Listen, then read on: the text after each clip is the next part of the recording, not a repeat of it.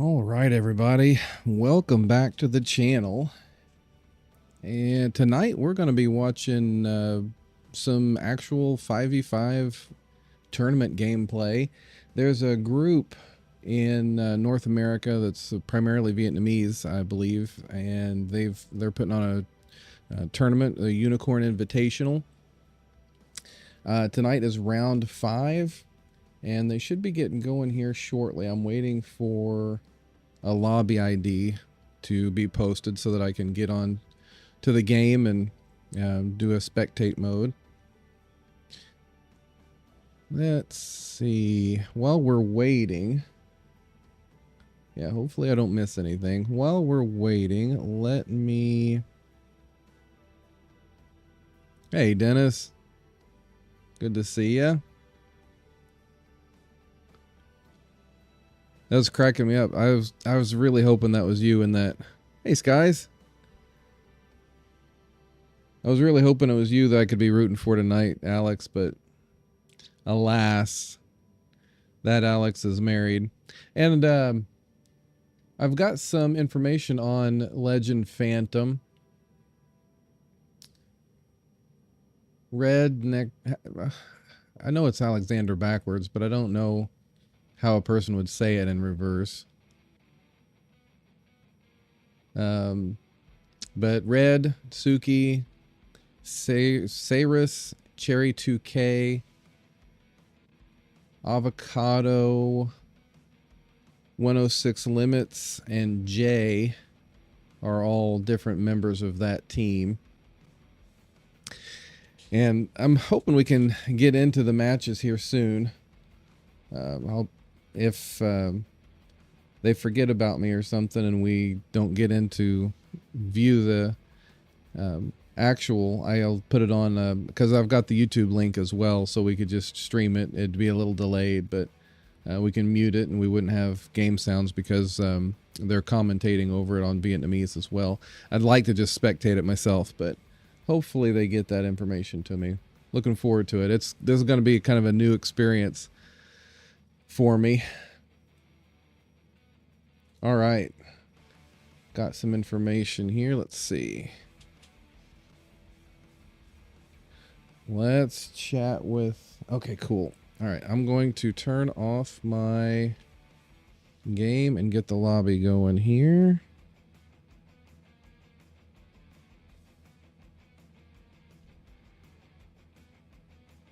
All right. Let's see.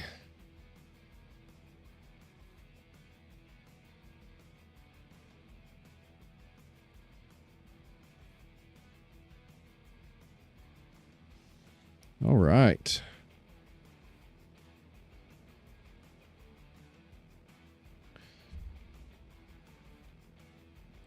Sorry, this is going to be all new for me, so we're going to be chatting with the creator as well.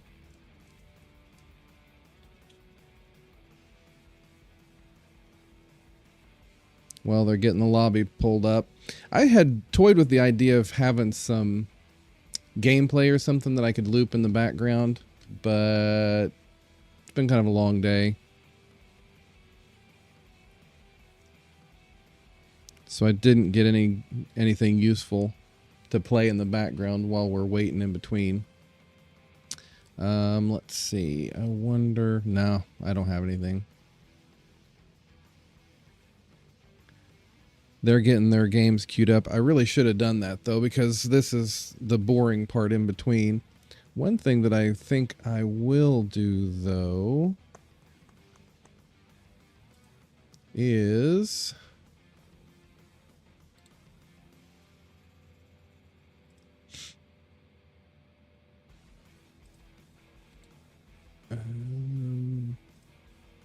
that.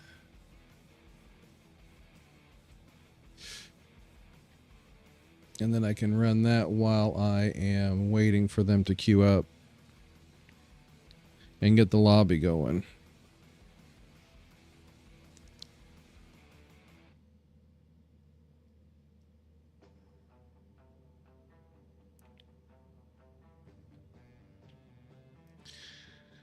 Okay, well, I guess while we're waiting for them to queue up, I'll give you some backstory on some of these teams. So Legend Phantom. This is information from the team, from the tournament organizer. Legend Phantom in tonight's round, it's a best of 5 series. So the first person to win 3 wins the round. And it says Legend Phantom is the underdog for this match. And some people think that might even be a 3-0 win victory for Quan 7. Oh, for District 7. So that's what that means. Okay, cool. For District 7. So Legend Phantom is famous for their Protect the President strategy. So they funnel all the resources on the ADC, protect that player at all costs, especially in late game. But the biggest flaw in their strategy is not having a dedicated support player. Their support is not the best with champions like Enzo, Lumber, and Omega. And in key situations, sometimes the entire team gets wiped before the support player is, and the support player is a last survivor. So that's going to be interesting to see if they're able to adjust that strategy.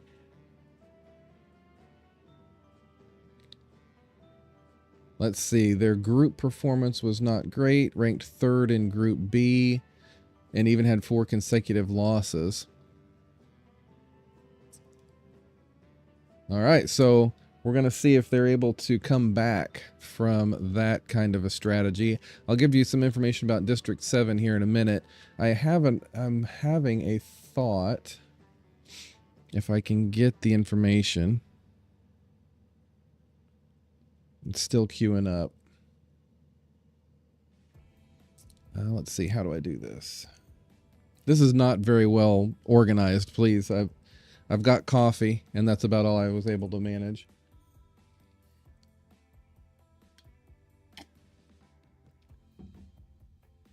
Let's see.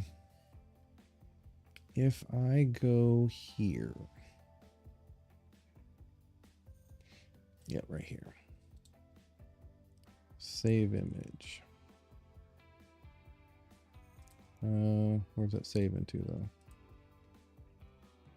All right, give me just a second. I'm going to get this pulled up here. They're still queuing up.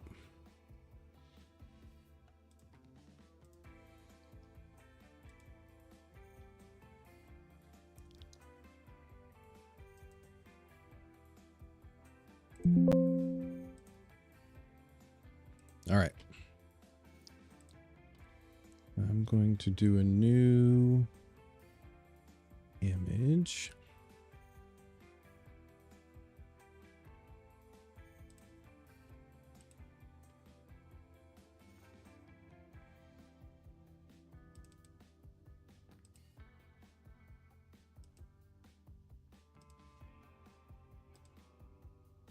All right, so this is the bracket that we're working with. Not the best picture, but that's the bracket that we're working with at the moment. So you can see games 1, 2, 3, and 4 were in the winners bracket. So now we're down in the losers bracket, trying to work their way back up into the grand finals. So we've got match 5 tonight with District 7 and Legend Phantom. And then I assume Eternal Legend and True Friend played. So this is an old graphic.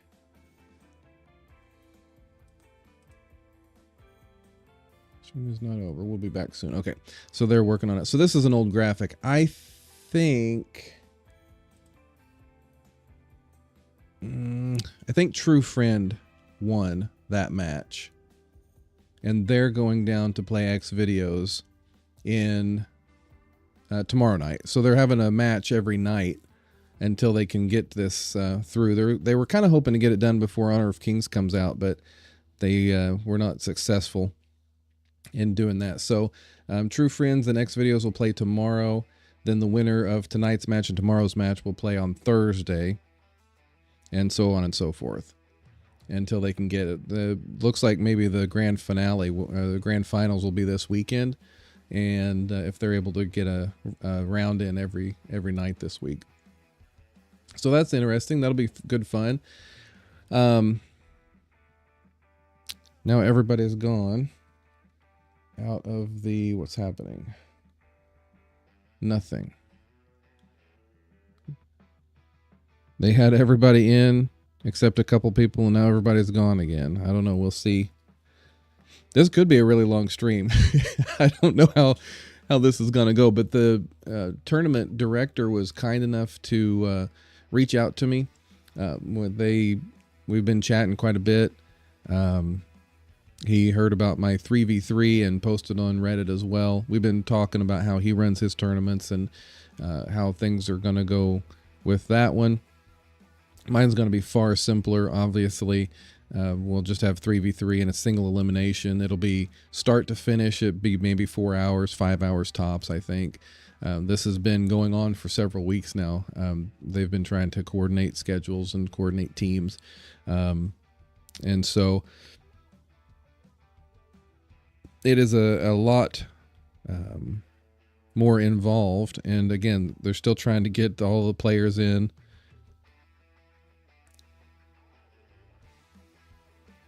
Trying to change to the same avatar.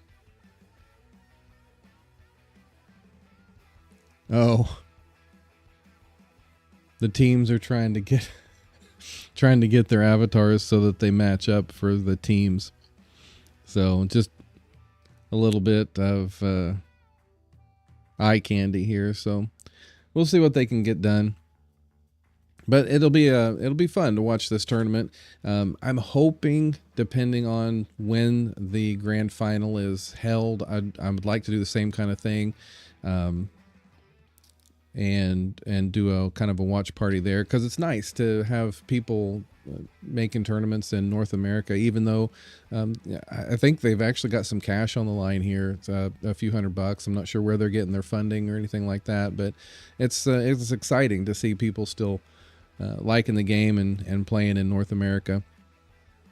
I would be interested if you wanted to start kind of a chat while we're waiting. Honor of Kings comes out in 24 hours? On the 20th, I think it said. And if that's China time, it could be tomorrow night. It could be about 24 hours, and we'll see it being released. So what are you guys who watch, play AOV and watch this channel for North America and English commentary, are you excited about switching to Honor of Kings? Are you gonna switch to Honor of Kings? Do you think I should make kind of a dual content for a little while and see how it goes? I'm definitely gonna try the game. All the new bonuses that they give you for first signing up and all that stuff. If AOV eventually dies, there's no point in missing that stuff. So I'll keep the gotchas coming my way and make sure I have a good account. But just wondering what everybody else is thinking. I don't want to cause any wrinkles. All right, got a new lobby here.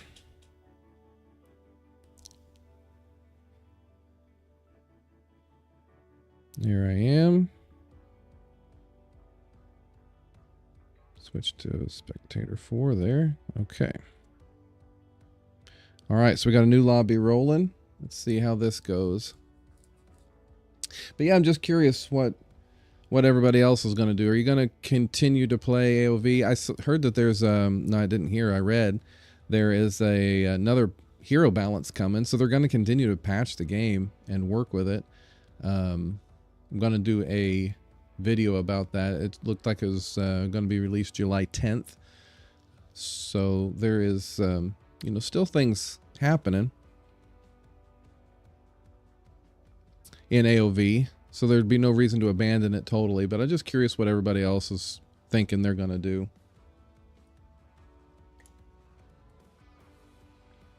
My coffee going to keep me going tonight.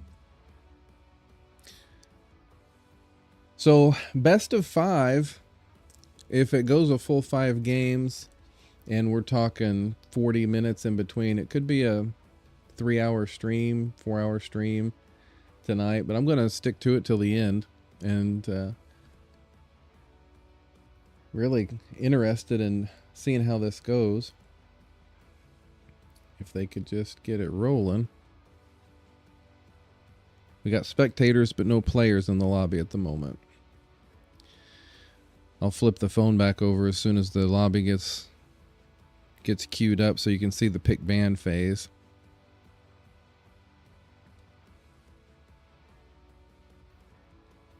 How's the audio for everybody? Are you able to hear me okay?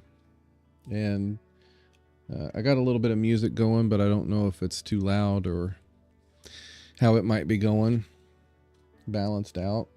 As soon as the game starts up, we will test a few things more.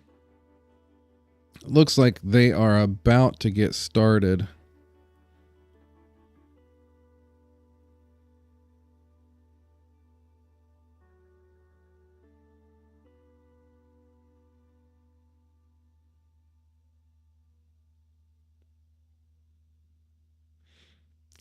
All right, we're about to get rolling here, guys. It looks like their lobby is full.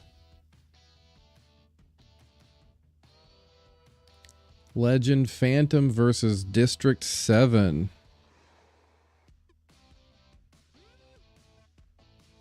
Here we go.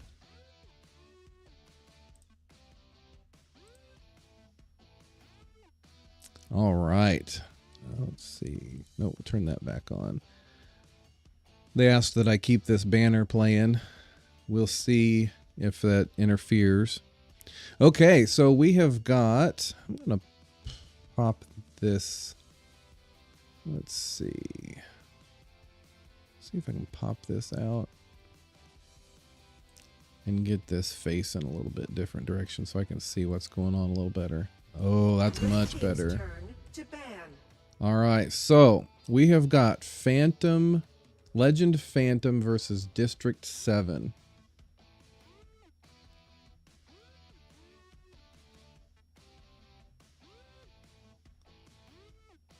Oh, you know what?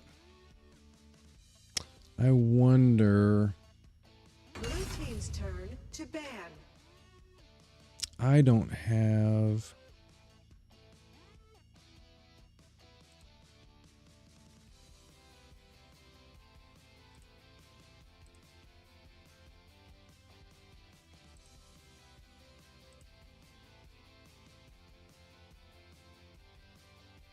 Red team's turn to ban. Let's see, what do we got here?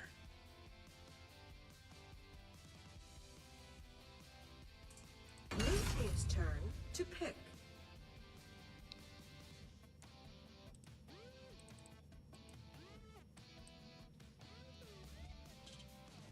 All right, I'm going to try something here. I did not put in...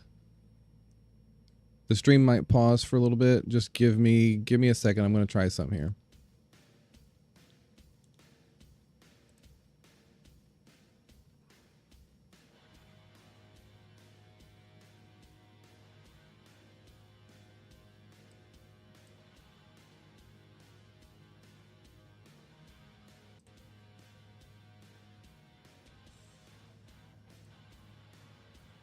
Red team's turn to pick.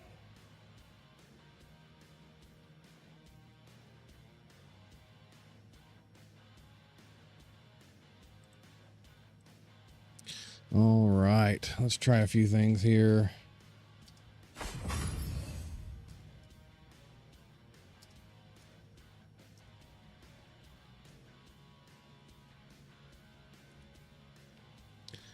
Okay, so I am sorry about kind of the jankiness of this. I'm still trying to get this figured out. But we have got Legend Phantom versus District 7. It looks like Legend Phantom is on the right. It's the red team. District 7 is the blue team. District 7 has banned Chognar and Stewart. Legend Phantom has banned Florentino and Grack. So blue team, it looks like we have got an Ignis, a Val, and a Helen maybe getting picked. Red team has Iggy and Lumber.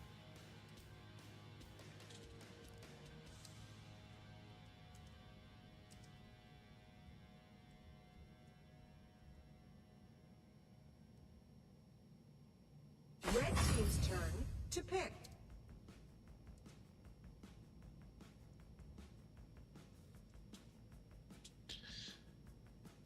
Sorry, I'm working out some technical difficulties here with another.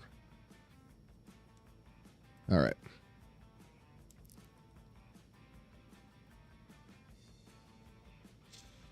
All right, so we've got Helen, Valheim, and Ignis on blue team. We've got Iggy, Lumber, and who on the...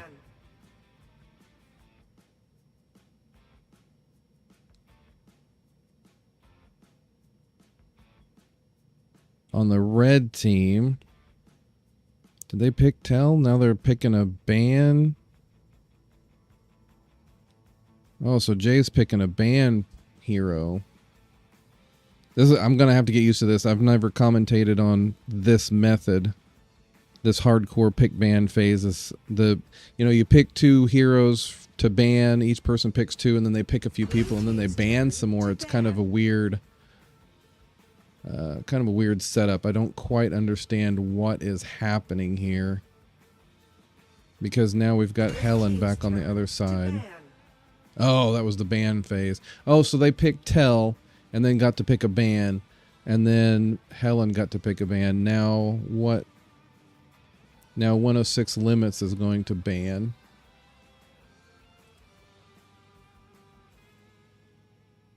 I gotcha. It's a very long process. There's way too much time for this. Who needs 50 seconds for each pick? It should be about 20 seconds, and this would go a lot faster. But this is what it is. This is what we've got to work with. Team's turn to ban. All right. So they've banned Wonder Woman and who is that? Aoi, I think. To pick. And Malik and Omen are the final bans on blue team side. Now 106 Limits is picking. Who are they going to pick to go with Iggy, Lumber, and Tell?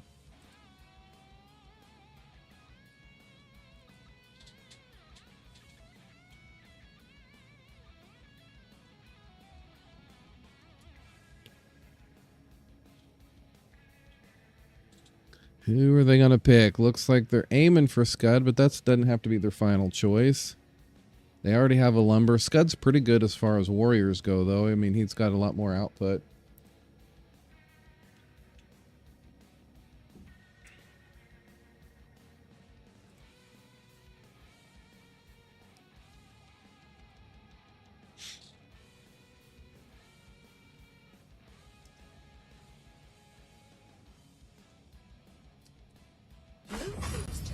To pick. All right, a Richter. So that must be their top laner to go against Ryoma. Do you reckon? Oh, a jungle Scud for blue team. Richter, Ryoma. Val versus Tell. Support Lumber. Support Helen. Iggy in the mid against Ignis. That's an interesting team comp. It'll be great to see how this goes.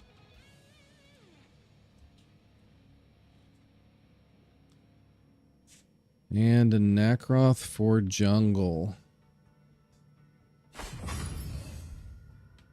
All right. Legend Phantom versus District 7, Game 1, Round 5, Best of 5. 10 seconds remaining. All right. This is exciting. Let's see how Game 1 goes. See how my commentary goes, too.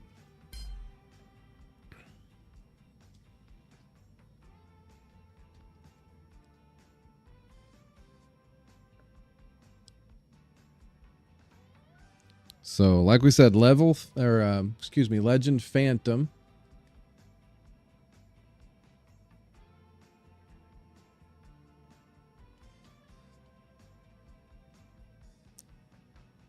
Has had kind of a rough few games. They lost 0-3 You are on the red team. in their last bracket. Get ready. Minions will be deployed. Okay. 5 seconds. We got Helen going to mid. Ignis right behind. Ignis and... Nope, Scud's peeling off.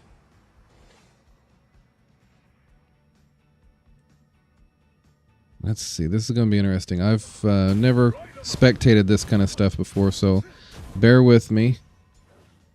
I wish there was a way to zoom out a little bit more.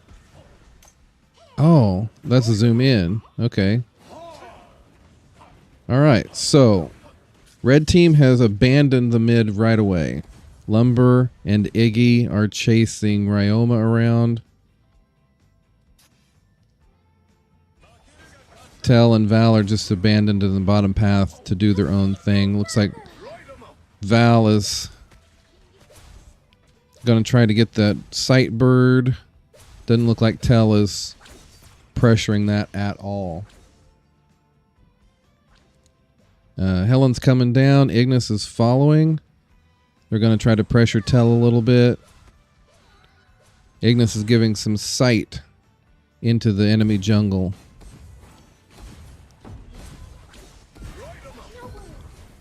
Got a battle breaking out, but doesn't look like anybody will have any really bad consequences from this. I missed first blood in the top lane. I wasn't seeing what was going on there, but it looks like Nakaroth ganked and Ryoma paid the price.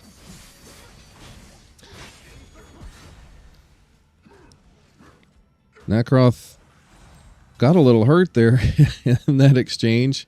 He's going to have to go heal up on some jungle as he's going back to his buffs for the next round.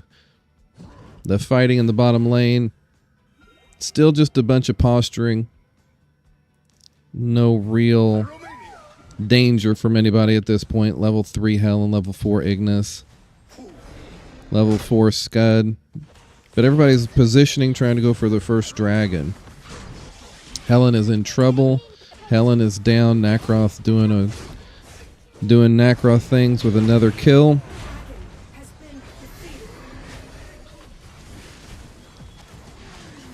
Scud's going down. Ignis is going to get caught. It's a 5-man push into the enemy jungle. Ignis is tanky.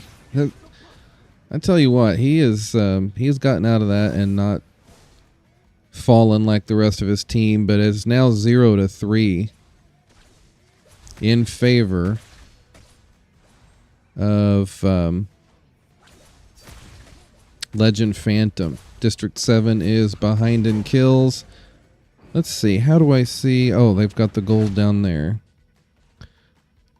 Relatively even in gold. And levels, really, but looks like... Slayer has been defeated. Again, boy, they got the Slayer. I think they may have gotten the dragon, too. I wasn't able to really pay attention to that. Oh, there we go. Get those back out here. Okay, so now... First little skirmish is over. The iron defense line is about to go down, and Nakaroth is positioning for a gank. Waiting to see who is going to overcommit with Iggy being bait. Nobody's doing that. Oh, that was Richter anyway. Nobody's doing that, so he's going to go back to his lane. Scud got the first kill for District 7. I missed that too. I'm not doing very good at finding all of the exciting spots, but somehow or another Tell got herself caught out, and Scud was able to take her down. Gold is decidedly in favor of Legend Phantom, but District 7's not in too bad a shape, honestly. Things are going pretty well. The iron defense line is down, and they're going to take that, but they're going to pay for it. They are going to pay for it. Valheim might get out of this. No. No, with the current way the towers are set up, there is no danger of diving when you've got 4 against 1. Scud took down Tell again. Untargetable. Is he going to make it? He made it out. What a Chad from Scud. But it looks like they may lose that tower. He does not have the ability to defend that. If Lumber and Iggy can take this down while the minion's there, then they will be even.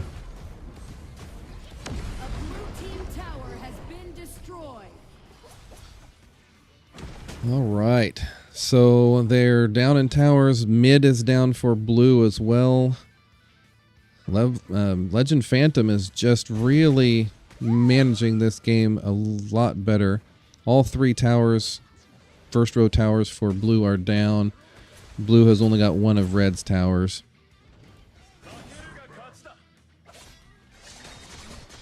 And another fight's breaking out. Scud's going in.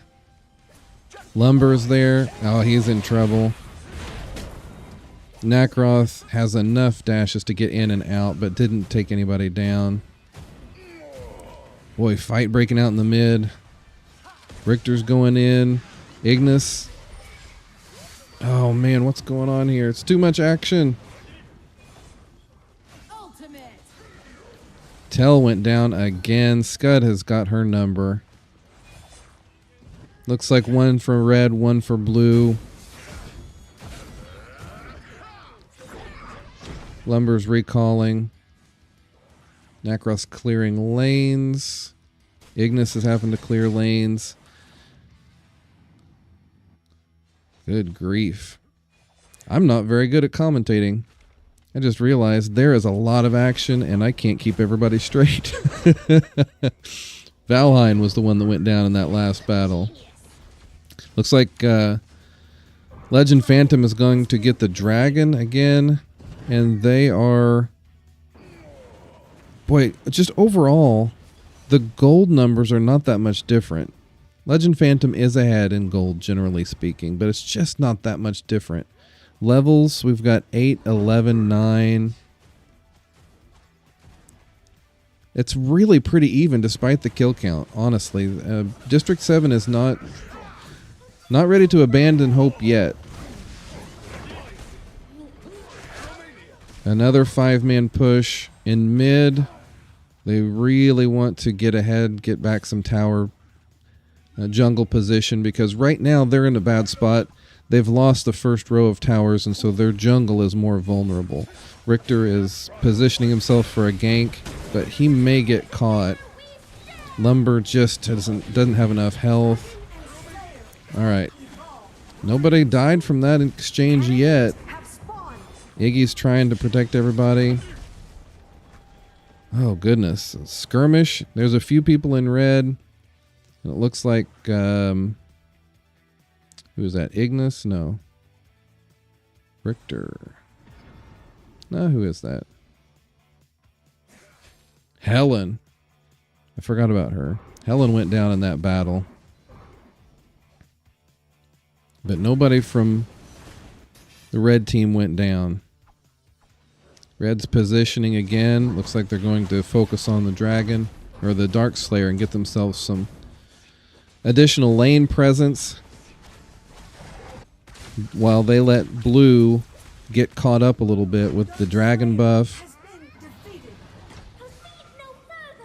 But they're just going to let Ignis worry about this himself, and they are going to lose this. Why is Valheim not helping? That's a weird one. Valheim and Ignis should have been able to take that out quick, while all 5 of Legend Phantom was worrying about Slayer. That's a weird one. I would have thought District 7 could have taken that out. So we see Legend Phantom again trying to keep the lanes pushed a little bit better. Nakroth's pushing. Spectator has paused the match. Okay, so this is map hacking protection, prevention. They are pausing the match. They're making everyone take screenshots and send it to the Discord.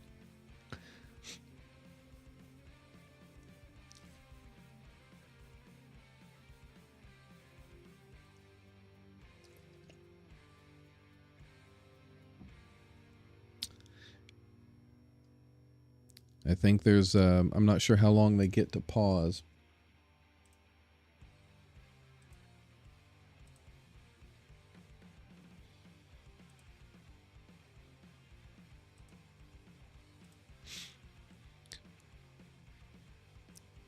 All right, so the battle's resuming. It looks like a 1 minute pause while they do some map hacking checking there. They have a referee that watches all of this and checks for map hacking. So that is a good thing for the integrity of the round. All right. So again, we got more posturing. Legend Phantom again seems to have more control over the map. A level 10 Valheim and a level 10 Ignis. Boy, I'd have thought they'd have taken that dragon out, but it looks like they're conceding the dragon. Well, no, here's the one final push. Scud's coming in, trying to do some damage, trying to take out this dragon.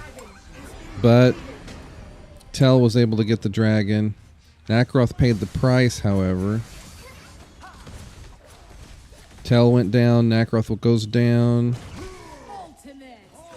Valheim and Ryoma. Richter. Boy, we got people dropping like flies now. Oh. Richter got Ignis. So 3 down for District 7. Only 2 down for Legend Phantom, and they're going to get yet another tower. They seem to have great control over this map, over this game. That is going to bode well for the rest of the round. Looks like Richter's recalling to get full health. Iggy and Lumber are taking the blue buff from District 7 side. District 7 got their own red buff, but they have lost a significant amount of control over this map. They've lost their middle and bottom tier 2 towers, and things are a little bit on the rough side. It's definitely not over. At any point in time, you get a team wipe and the map, things can flip-flop. So you just got to hold the advantage while you have it. 5 kills to 12. They have an advantage there. The level advantage is not what you'd like to see, though. If you're District 7, you're still feeling pretty good about the status of this match. You don't have a level 14 Nakaroth, but you've got 2 level 13 damage dealers in Ryoma and Scud. Level 12 for the rest of your team. And they are going for the Slayer. Iggy's trying to get it, but Scud was able to secure that. So here it is, late game push. And they are making some changes here, trying to gain map positioning. They're running as a 4-man team.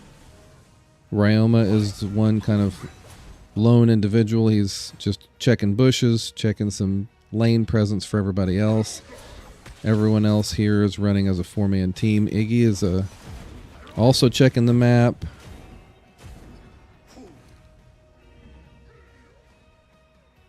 We've got Lumber. Helen found him in the bush.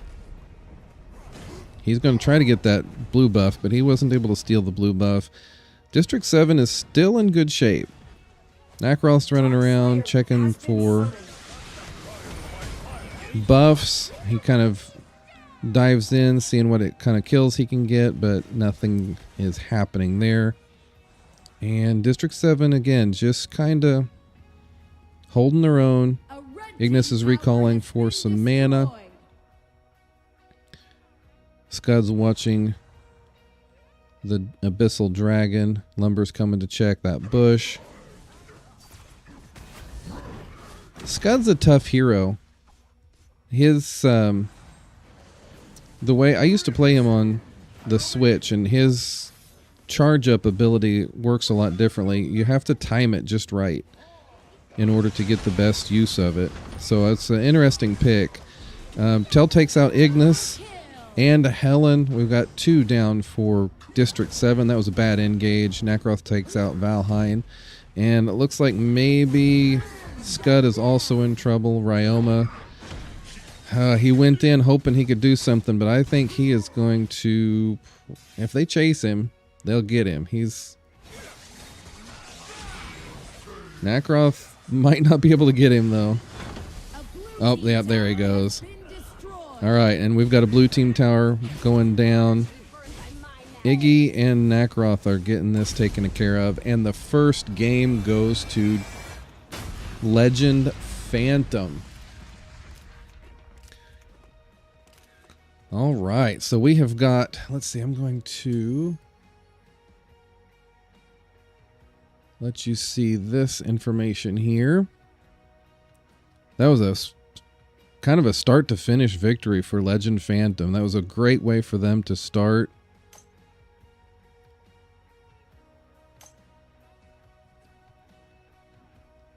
And I'm going to turn the game off. I'm not sure how the queue works. I don't want to divulge any information about lobby IDs or anything like that. And we will queue up and go for game 2 of round 5 of the Unicorn Invitational. North American servers on Arena of Valor. The winner is going for... Okay, we've got another lobby ID already.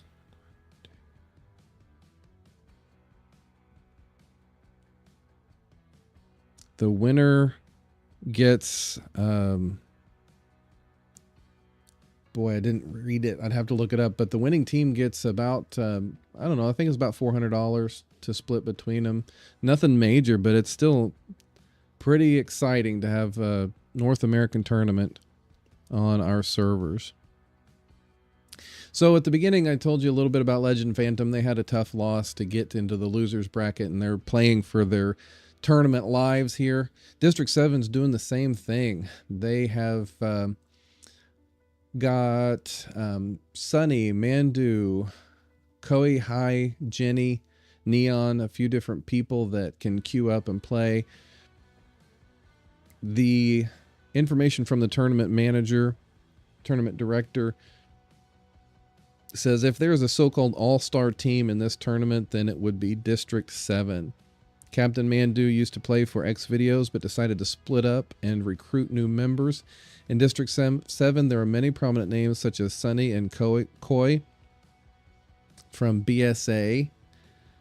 Neon, also from BSA, a marksman with the most impressive Elsu performance in the previous and current tournaments. Hai is Legend Phantom's #1 jungler, now moved over to District 7. From the group stage, District 7 topped Group A with a 1-point difference from the remaining 3 teams without even having to play the last game. They only played 5 of 6 games and was able to qualify. They're one of the championship candidates of the tournament, preferring a playstyle that puts pressure on the opponent with individual skills, basically relying on micro to generate advantages instead of the macro. However, in the most recent match with the Zoo, District 7 revealed their weakness of not working well together, with a lost with a score of 1-3 out of a best of 5. So they only won 1 tournament. Their problem, they got turntabled twice. So in 2 out of the 4 games that they played, they had a lead going into the mid game, but was unable to close it out in the late game with poor wave management. We can see District 7 had that same kind of an issue. They did seem a little disjointed in this last match. They were not able to get the lane presence and to push lanes as well as Legend Phantom. So it's going to be an exciting match 2 coming up here in just a little bit. Legend Phantom versus District 7.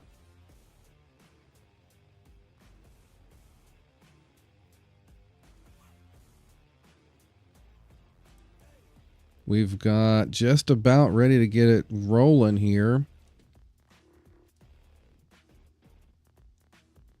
Looks like everybody's ready to go. As soon as the pick band screen comes up, I will turn it back on. Here we go. Game 2. Legend Phantom versus District 7. Looks like Legend Phantom has the first choice this time. They will be the blue team. 106 Limits is picking the first ban hero.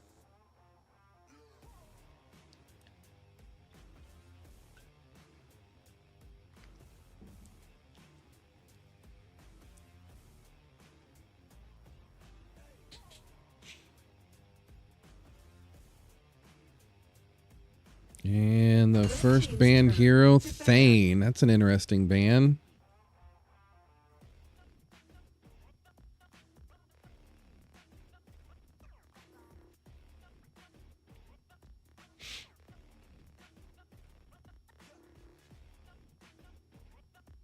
Blue team's turn to ban.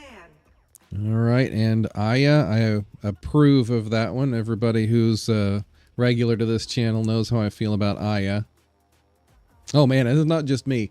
I was watching a Pokemon Unite creator, Chris Heroes, and a Chognar ban. So looks like Legend Phantom is banning some tanky crowd control heroes early on. District 7 is banning an annoying support. I wonder if their second ban will also be a support.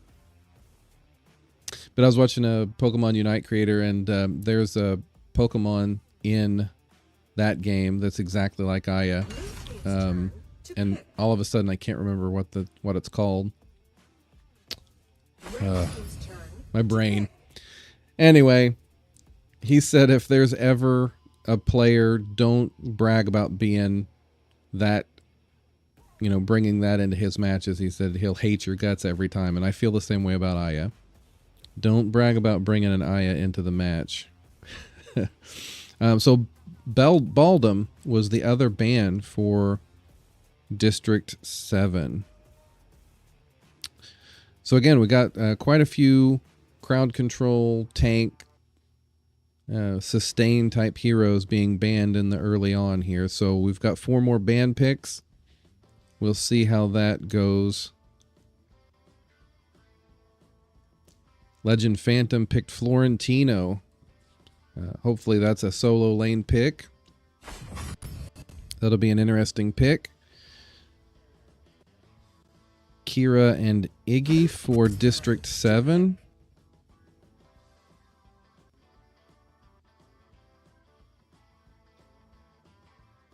Now we got 2 more picks coming for Legend Phantom.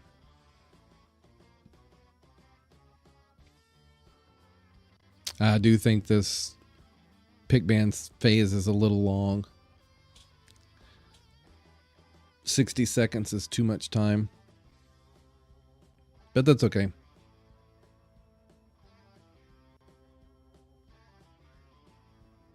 All right, so what's the mid pick gonna be when it ultimately comes down to it? Liliana or Crixie? What are they thinking? Still wondering what Red's gonna pick. And once they're done picking, it looks like Koi's gonna have a chance to pick for District 7, and then the ban phase will come back. All right, Crixie and Slims. Slims is a pretty good marksman. He's got a lot of mobility and a lot of burst damage, so we'll see how that treats Legend Phantom.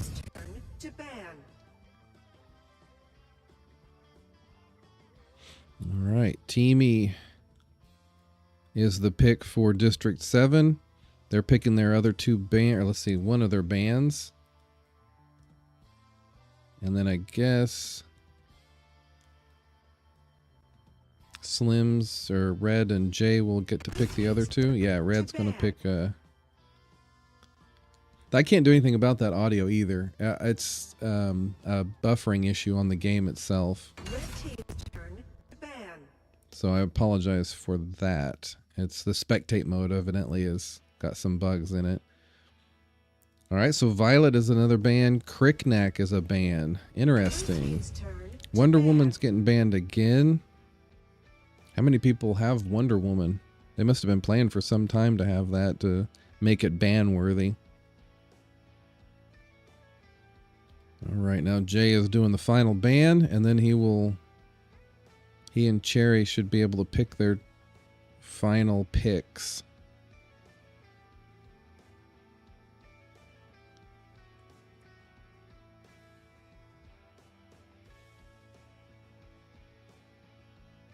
Or will it be back to... Yeah, that's what I thought.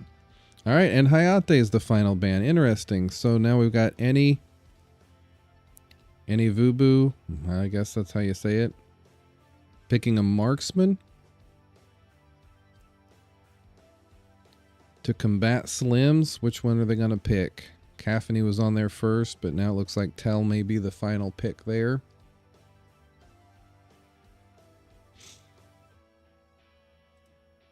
Turn to pick.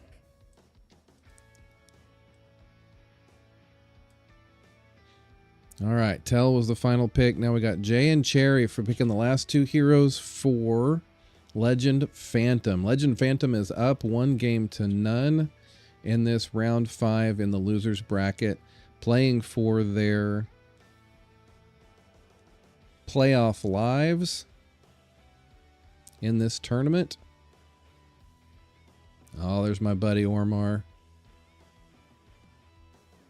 Is Cherry gonna finalize on Ormar? Oh, Xennial. We'll see. Oh, man. I'd like to see an Ormar game. Aoi and Xennial. And then the final pick for District 7. Let's see. They do need a top laner. So the solo laner of choice for Sunny is Chi. All right, Kira, Iggy, Teamy, Tell, and Chi versus Florentino, Crixie, Slims, Aoi, and Xennial. 15 seconds. Remaining. 10 seconds to game 2 of round 5 of the Unicorn Invitational.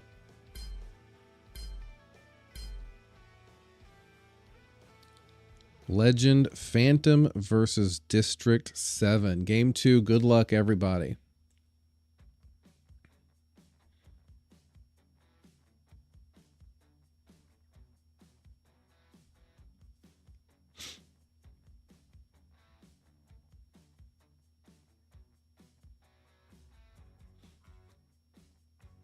I'm just looking at some of the badges here.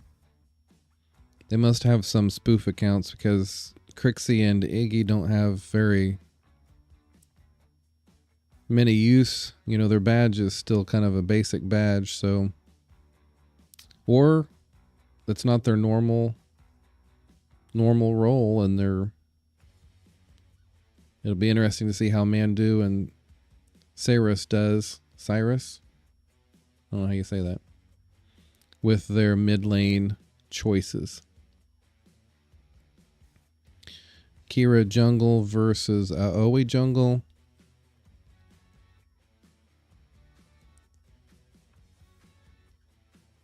All right.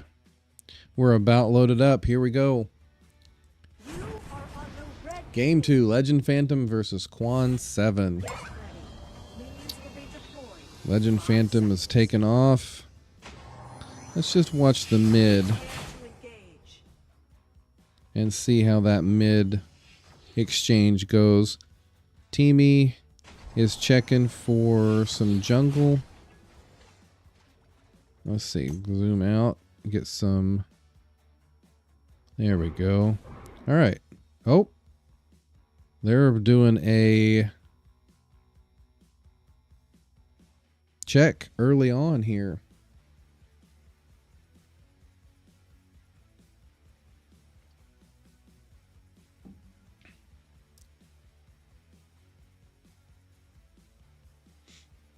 Not giving people time to get their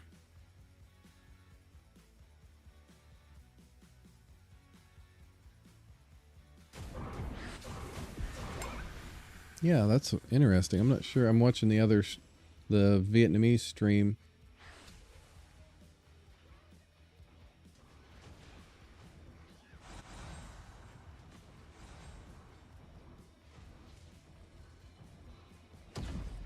Oh, I'm missing it. All right. So red team has invaded the blue jungle.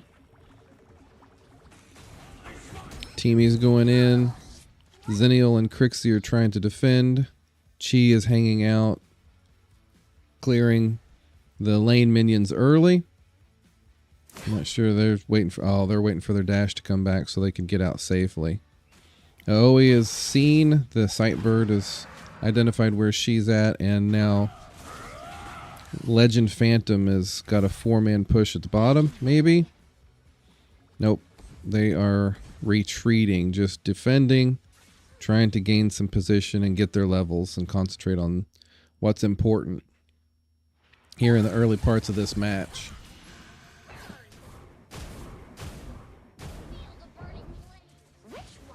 Team E has a support item. Yep. And so he's running around trying to get some extra levels with Kira. 3 going down to cause Slim some trouble in the bottom lane. The Dragon and the Slayer are active. Looks like District 7 is going to be aggressive. Oh, we got the Slayer. And Kira got the Dragon. No kills yet. Gold levels are in the advantage of nobody, really. I think District 7 has a little bit of an advantage in gold.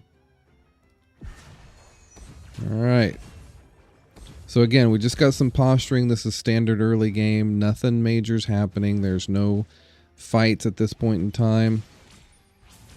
Xennial has level 4, so everybody should have their ultimate ability and ready for the first team fight. Got a gnat flying around in my office here. First blood top lane, I missed it again. Chi got taken out by Florentino.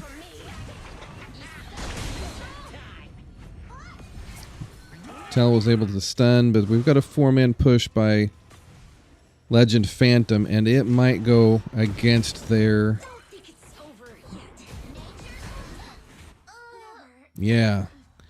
Legend Phantom did not come out ahead in that exchange. 2 kills for District 7, only 1 for Legend Phantom, and District 7's trying to go for more. Who do we have here? Kira is phasing through things, chasing down kills. She's going to get herself killed for her trouble, but she took 2 out while she was at it. Tell is doing Tell things, taking out these minions, trying to retreat, make sure she's not getting herself caught out, but there's nobody near her. Let's take a look at Florentino. Florentino and Chi. I'm going to keep an eye on that match because Florentino was able to take her out early. And he has a level advantage and a gold advantage against Chi. So she's going to have to stay back, bide her time. Because I do believe Florentino has her number. Yeah. He was not scared by her at all. Always coming in. She had a disable, let's see, what is that called? An invulnerability. Freeze, but it wasn't enough. Always diving back in, trying to get Iggy. Oh, they're both... oh, he got Iggy, but paid for it with the tower hit. Team E got the blue team tower, so District 7 definitely in charge of this game. But red team, so things are balanced so far. We've got this main tower for red has a lot of damage on it. So District 7 again, I believe they're in a little bit of control of this match. They are pressuring mid, trying to get some push there. Teamy resurrecting. No harm, no foul. Teamy's ult saves the day. District 7's are really trying to get this mid push happening. They'd like to have that mid tower down. That would give them a decided advantage in jungle presence. But they're not just able to get that taken care of. Tell is continuing to push that bottom lane, making sure that there is always something to worry about down there. Florentino is trying to have cheese number again, but he's liable to pay the price this time. Iggy paid the price instead. AOV come in and saved him. Xennial went down. Florentino is trying. Kira got taken out. Crixie's ult takes out Chi. Teamy's down. Tell's down. The entire District 7 crew is down. They will get another tower for their trouble. And they may even get 2 towers for that team wipe. That was a great move by Legend Phantom. That really helped their map presence. Now they're going for Slayer. That was something we heard in the team bio. District 7 just doesn't seem to be able to coordinate to keep these pushes from happening. Any advantage they have tends to get squandered. So we're going to keep an eye on things here. But Legend Phantom has a definite map advantage at this point, with top lane towers for District 7 being 2 of them down. Mid is down. But District 7's coming in for a push. So Florentino might be in trouble. Nope, he gets out. Crixie comes and scares him off with her ultimate ability. Nobody pays any prices, so Florentino is in trouble. So he's recalling to get full health. District 7's doing the same. Chi and Teamy can't afford to be too low a health, so they're going to come back around. Looks like District 7's trying to stay as a team and keep things going. They are going to try to get Dragon. Florentino was keeping an eye on it, but it's just one man. I don't think he's going to be enough of a presence to stop them from getting Dragon, and he is not. District 7 got some more XP and some more gold for the entire team. Legend Phantom has more kills, but District 7 seems to be, let's see, 11, 10, 11, pretty even. District 7 seems to be slightly ahead in levels, definitely ahead in gold for some of their more important players. So far it's pretty even. District 7 has a slight advantage in terms of gold. Legend Phantom has a definite advantage in terms of map presence. Kira takes out Crixie. That is a good snag for District 7. It looks like they will get that mid tower for their trouble. They are still pushing. Tell has a great tower clear, but Legend Phantom has the DS in their pocket, so they can clear that lane and save themselves some trouble. Not actually have to fight that battle. District 7 took out the bottom tower. They are actually making this turn around. If they can clear some lanes. Chi is trying to keep the Slayer from getting to their tower. All right. So we're back to square one. Tell is getting chased. We're unable to catch her. She's terribly slow. You'd have thought they'd have been able to catch her. Teamy got killed. Or I guess Iggy, but Teamy saved him. Slims is taken down. Xennial's taken down. Legend Phantom is going down. 3 of them. District 7 was able to stave that off a little bit, though. They're going as a 3-man team now, while 2 of their teammates resurrect.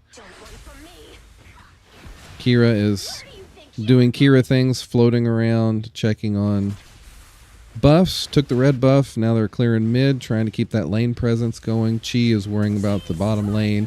They don't want to lose a lane tower to minions. That would be a terrible mistake. Chi, let's see, Kira is getting herself killed. Tell is trying to hold him off, and Tell did get Oe. So 1-for-1 trade. Kills are staying pretty level, 12-13.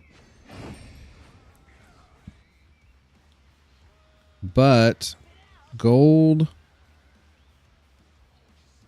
is in the advantage of District 7. I do believe District 7 has a slightly better handle on this match than Legend Phantom. Last match, Legend Phantom was pretty much in control from the very beginning. From the 4-minute mark when the Iron Defense line went down, they were in charge. This game here is a lot more evenly matched. We see Xennial positioning. Florentino is waiting to see what's going to develop. District 7, they have the debuff because they just got the DS, so they've doing 50% less damage to this dragon. That's a hard one to get with 50% damage and the entire enemy team watching. So they abandon that and push off Legend Phantom a little bit. Looks like a team fight is breaking out around the red buff. Florentino is down. Legend Phantom is forced to retreat behind their towers. Crixie is almost one-shot by Kira, but none the worse for wear there. Tell will get this tower. There's no stopping a Tell in that position. They're still waiting for Florentino to come back. They're playing behind their towers, trying to be smart, but they have got the Slayer Vanguard and a Talanis. Always trying to do some damage, but she's getting herself caught out. She's going to get taken down. 3 down for Legend Phantom, and minions are coming in. This could be the end of it for Legend Phantom if Tell gets able to hit the tower. But, oh, it's a total wipe. It's a team wipe for District 7 and a win. This really should be a win for District 7. What a match. So before the 15-minute mark, 14 minutes is all it took. District 7 ties the round, 1 game apiece. That was a pretty decided victory. Teamy was a tough one. Kira was able to cause him quite a bit of trouble, and once Tell got ramped up, look at all the items she had. They were already ahead, and she was able to just continue to push towers with Chi and Teamy. Everybody frontlining for her.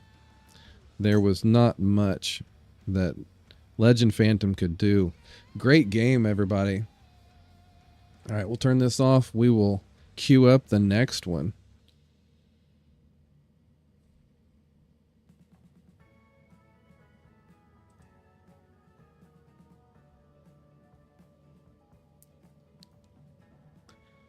All right, round 5. If you're just joining, this is round 5 of the Unicorn Invitational.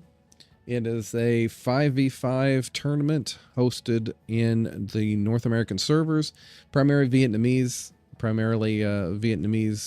players and player base. There is some money on the line, so the winner will get a little bit of a prize purse, and it's exciting to see some activity happening on the North American servers. I'm waiting for the next lobby ID so we can watch game 3 of a best of 5. It's currently 1-1, Legend Phantom versus District 7. And they have each won one match at this point in time. And both in pretty much a solid victory.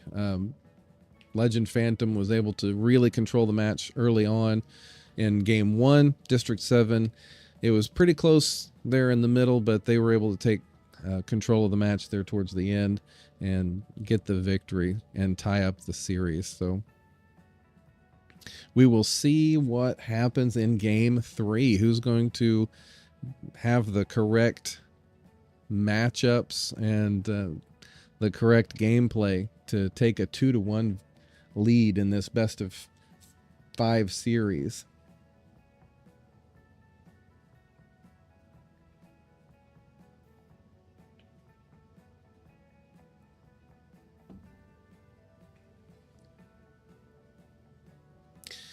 We're waiting for the lobby ID for game 3.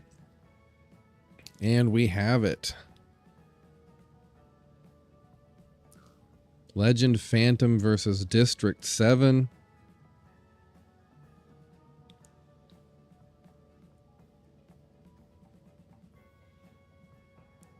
The lobby is queued up. We're about ready to go into game 3.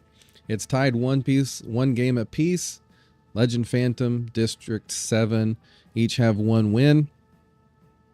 Game 3 is about to start in this best of 5 series. This is round 5. I'll bring up that image while we're waiting. Let's see. Let's do... This is what I wanted to do. This is where we're currently at. Round 5, District 7 versus Legend Phantom.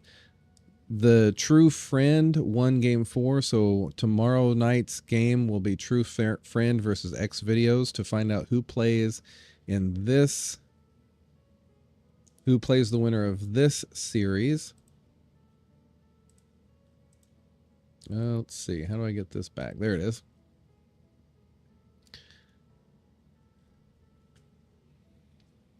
So we're in the losers bracket. These individuals are playing for their tournament. All right, get the game back up here. They're doing the pick band phase. District 7 gets to pick first. They're going to be on the blue side. And Legend Phantom on the red side this time.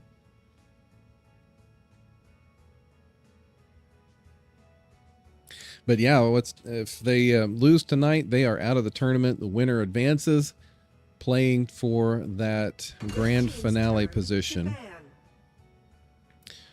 District 7 bans Chognar. Chognar's been a ban on both teams for the first 2 matches. Nobody wants to play against a Chognar, so the first picks have always included Chognar. Let's see who we've got next.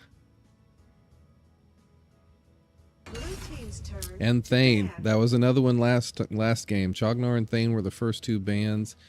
Let's see. The next 2, Aya and Baldum were the next 2 on the second game. So let's see who we've got as the 3rd ban for this match.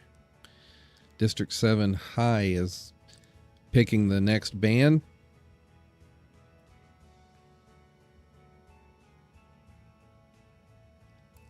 Who will it be? Red team's turn. Baldum. Pretty common themes so far in the band's side of things. Blue team's turn. And Florentino. All right. So, excuse me. Legend Phantom Red team's turn. learned their lesson last game. They do not want to play against that Florentino early game, but that may have come back to bite them because we have an Aya. Aya was banned last game. And first pick Aya this game for District 7. That'll be interesting to see how that progresses and if she's able to make a difference in the match.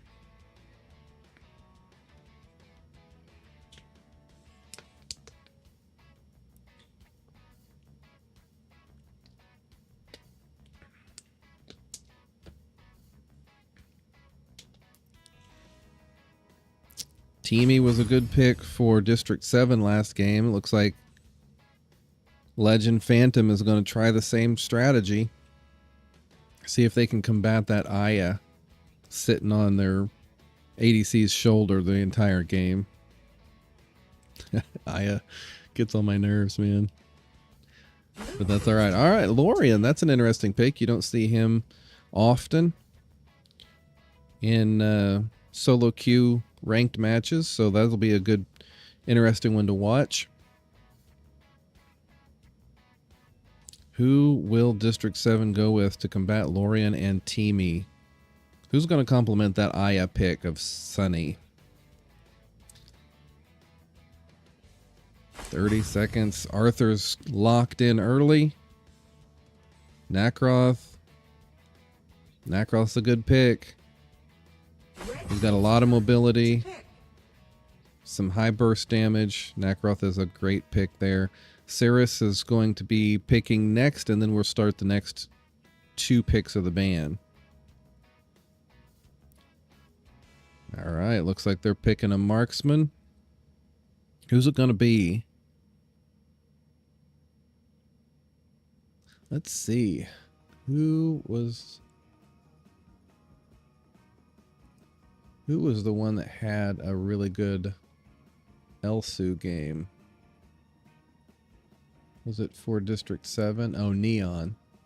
Neon's not playing tonight for District 7. Legend Phantom picks Tiri. Tiri's a great pick. I think that'll be a good pick for Legend Phantom. All right, who's the next band gonna be?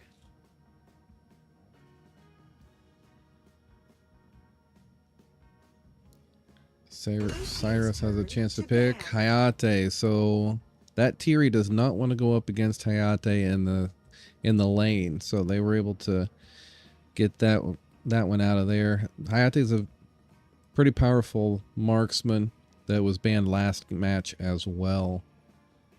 So we're seeing pretty similar bans. Florentino was not banned last match and caused their Chi quite a bit of trouble early game.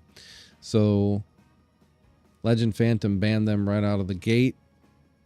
District 7 bans Yan, so they don't want to see a Yan in the jungle. Legend Phantom has yet to pick their jungler, so District 7 is combating that choice. Looks like they've got their marksman and their support mid, so District 7's protecting the other 2 lane choices. What is Legend Phantom's final ban going to be? Also protecting that marksman role. They don't want to see Hayate. They don't want to see Finnick. And they won't. So let's see. What is District 7's final ban? And then what is their marksman choice going to be with those 2 limiting factors?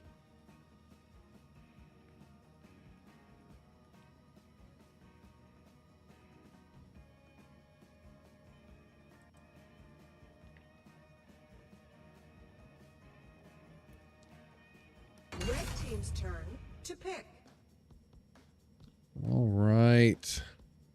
The final ban is Kira.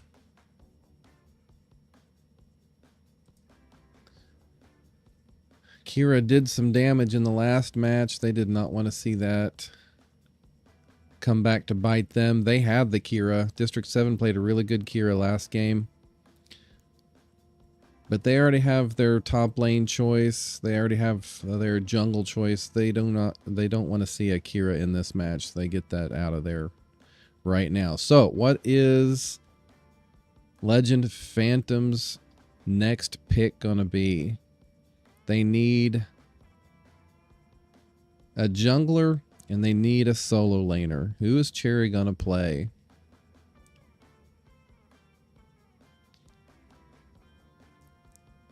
They're going for top lane. Oh man, they're waiting to the last minute. They picked a Kilgroth at the last second. I hope that was who they were going for, because that is who they have. Cherry's typically his main role is marksman. So we'll see how they do with a solo lane Kilgroth. District 7 Violet was banned last game.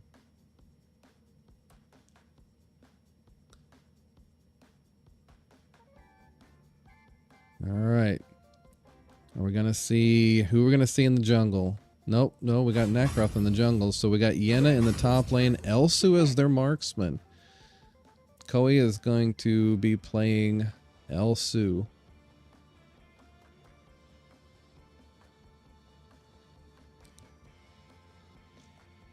Sunny and Koei is playing for District 7. They are from a team called BSA. I don't know who that is, but they were part of a team that was a top 3 finisher in the AOV Throne of Glory in spring of 2024. So the last match, they were in a top 3 game team. Sunny and Koei playing for District 7.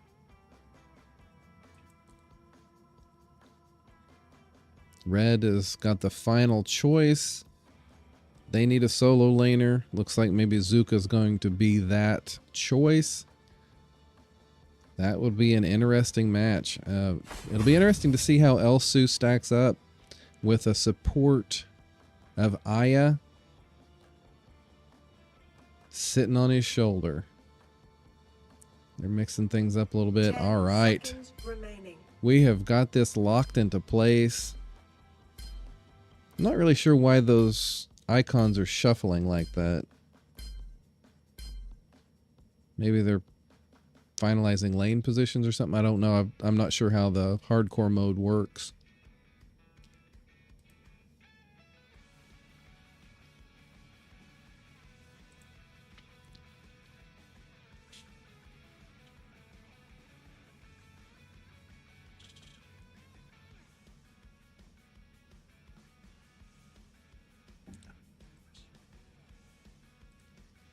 All right. Game 3.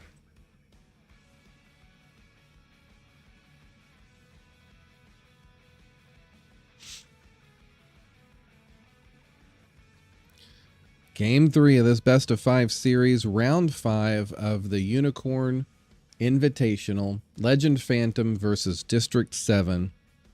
Each team has one victory under their belt, so this will be a 2-1. This whoever wins here will have the advantage going into game 4.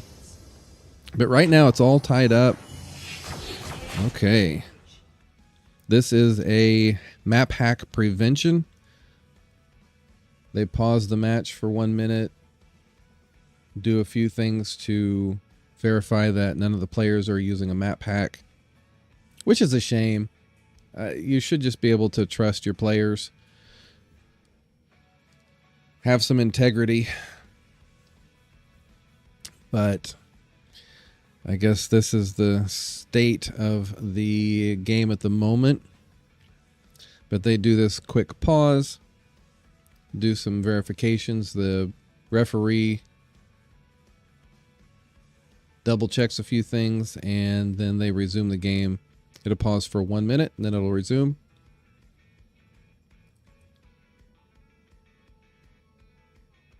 Game 3 of round 5.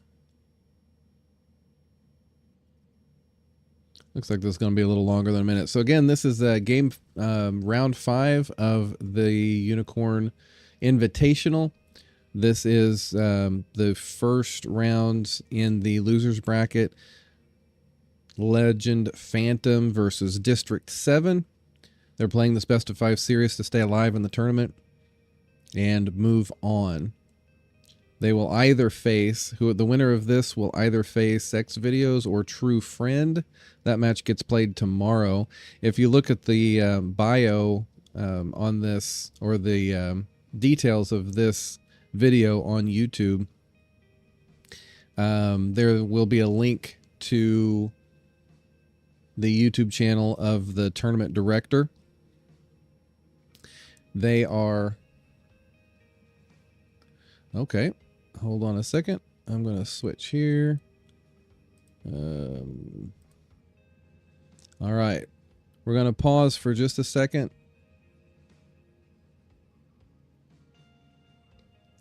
Gonna pause for just a second while they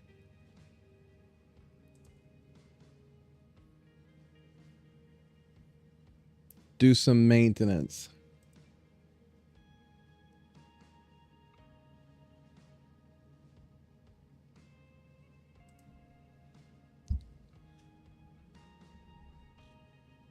Okay. It looks like that Kilgroth pick was not a preferred pick. So the tournament director is resetting. Looks like there was some shenanigans happening with this account. Not sure how that even happens. If a person was logged in and had the thing going. But we are going to switch out. We're going to reload and go through this process again. Game 3 of the Unicorn Invitational, round 5. Again, so on my YouTube channel,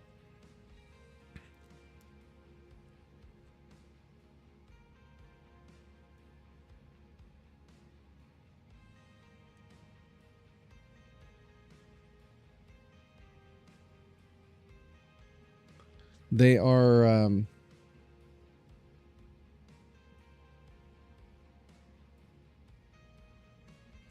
hold on a second. Sorry, everybody.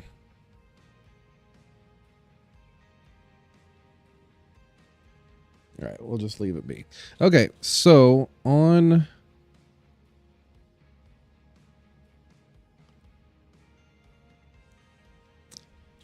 in if you've been watching me for long, you know that these little brain issues are not anything new.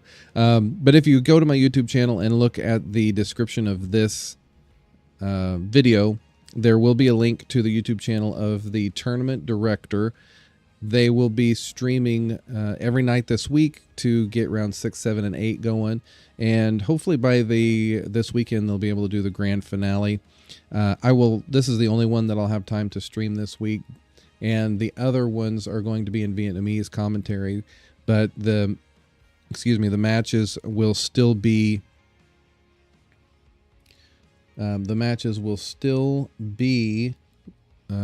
broadcast for you to watch.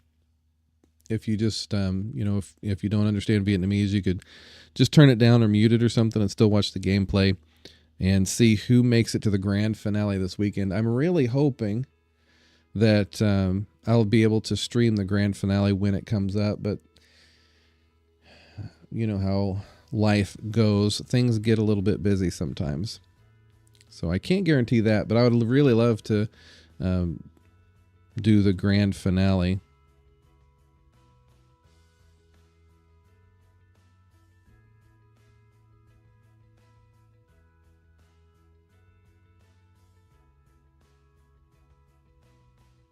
All right, here we go. Going back to the pick man. Let's fire this back up.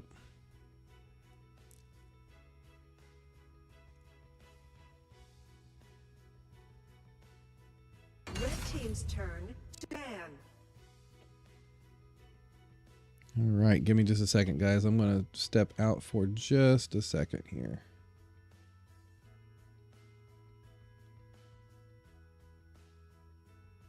Blue team's turn to ban. Red team's turn to ban. Blue team's turn to pick. Red team's turn to pick.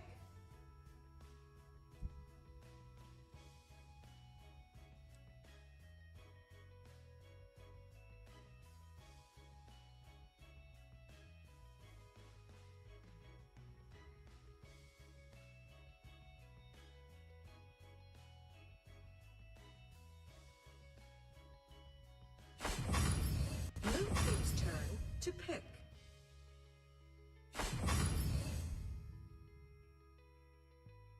Red team's turn to pick. Red team's turn to ban.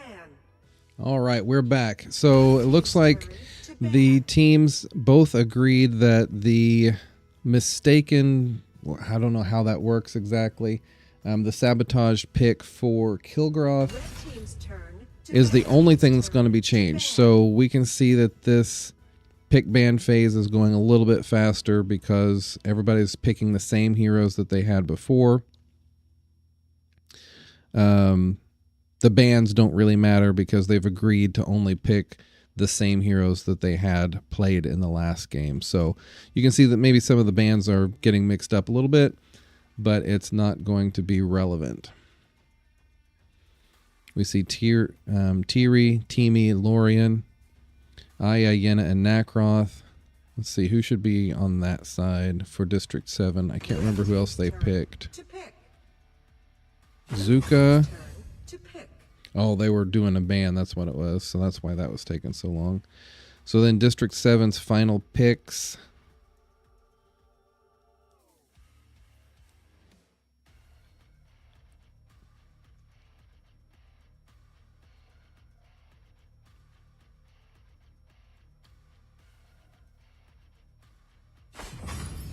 Arthur. Yeah, that's what it was. And it was Elsu, I believe, on that side. Aya was going to sit on Elsu's shoulder for the entire time. So that should be that final pick. And then we'll see. Yep. So now we will see who the final pick. Who is going to be replacing Kilgroth in the solo lane. And going against Arthur.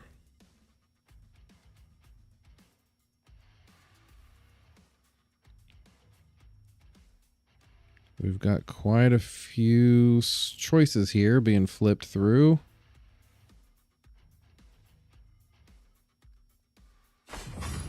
All right. And that is it. Chi is the final pick. And we're ready to go. Game 3 of the Unicorn Invitational. District 7 versus Legend Phantom. Each team has one victory, one game to one. So this is game 3 of a best of 5 series. Who will go up 2 games to 1? We'll find out in just a few minutes.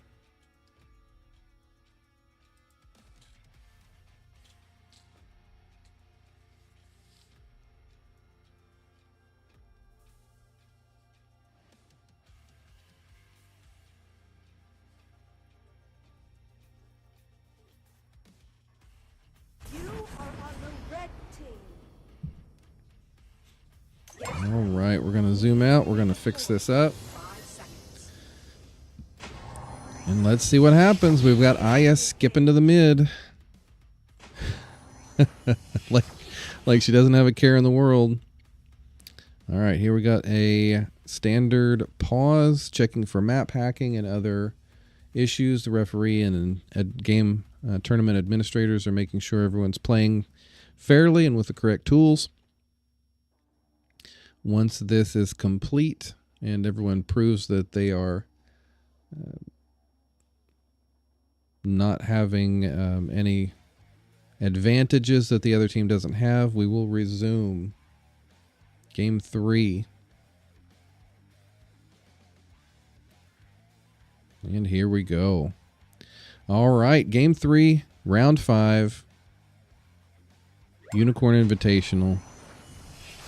Let's see what happens. Aya is trying to bait some activity here in the mid. Teamy's not having it. Lorion's not having it. Standard early game for everybody. All right, is Chi going to do anything? Nope. Yenna doesn't come online until she has her level 4. Like many heroes. She's trying to run. Arthur and Aya are going to come in and see what they can do, but Chi does not have any trouble getting away there. 3v1 in the top lane, but here comes Lorian to see if he can change the balance of power. Yenna's going to be in trouble. And Yenna's first blood. Yenna goes down. Great support there by Lorian, coming in and changing the tides there for that engagement. We have Teamy.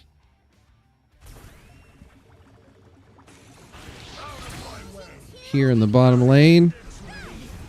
Teamy, Tiri. Arthur and Aya. A dynamic duo. Lorion did not have a chance there. But Chi and Zuka take out Yenna again. That is 2 deaths for Yenna in that top lane. She is still sitting at level 3. She does not have her ultimate ability yet, or her ability to switch between dual blade and single blade form. So she's struggling until she gets level 4. Legend Phantom gets the what do we got going on here? Let's look here. Aya's sitting on Arthur's shoulders and not leaving, so that looks like that's going to be the combo for this match. Aya's going to support that tanky warrior. Arthur has a pretty good ability to do some damage. If Aya can help him sustain, that could be a pretty troublesome for Legend Phantom. But as of this point in time, Legend Phantom has the advantage in kills and the advantage in levels for the most part. Yenna has her level 5 now, so she is able to switch between forms. She is a little less scared. But we see someone waiting to bait here. Zuka is got another kill. Zuka just keeps ganking that lane, and Yenna keeps paying the price. Aya and Arthur. Elsu is struggling a little bit. Aya is able to... Oh boy, I don't even know what happened there.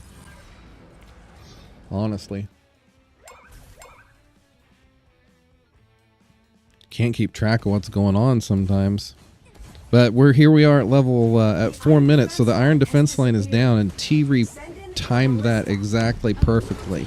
So Legend Phantom took down the first tower. Elsu was trying to hold them off, but he is unable to. They're running as a pack now. If they can get one more tower, they will have a decided advantage in map control. But they're splitting up. Chi's going top lane to make sure Yenna doesn't cause them any trouble, while the other 4 run around and keep lane presence going. Aya and Arthur goes in. He's trying to go 1v3. I guess 2v3. But just being a pest, generally speaking, it looks like. Elsu takes out Tiri. And he is trying to do his job. Oh, man. If he takes out that tower. So now they're balanced in towers. Lorion and Teamy are going back to recall. Chi. Oh, man, there's so much activity going on. I cannot keep up with what's going on. Zuka is likely going to die here. No, he doesn't die. He takes out Yenna, or excuse me, Aya, and flickers off. Elsu's the only one up for District 7 right now. He is trying to defend the mid on his own. Legend Phantom going after the dragon to give their team the dragon buff. Oh man, Elsu just does not have enough. Nakaroth with the steal. That was great timing by Nakaroth. But Arthur and Aya are getting too aggressive. They're really pushing. That is District 7's weakness. They don't seem to have good team communication. Arthur and Aya just keep diving and dying. But Yenna takes the top tower. Legend Phantom takes the mid. So we're keeping pretty decent balance here. Legend Phantom going after the Slayer.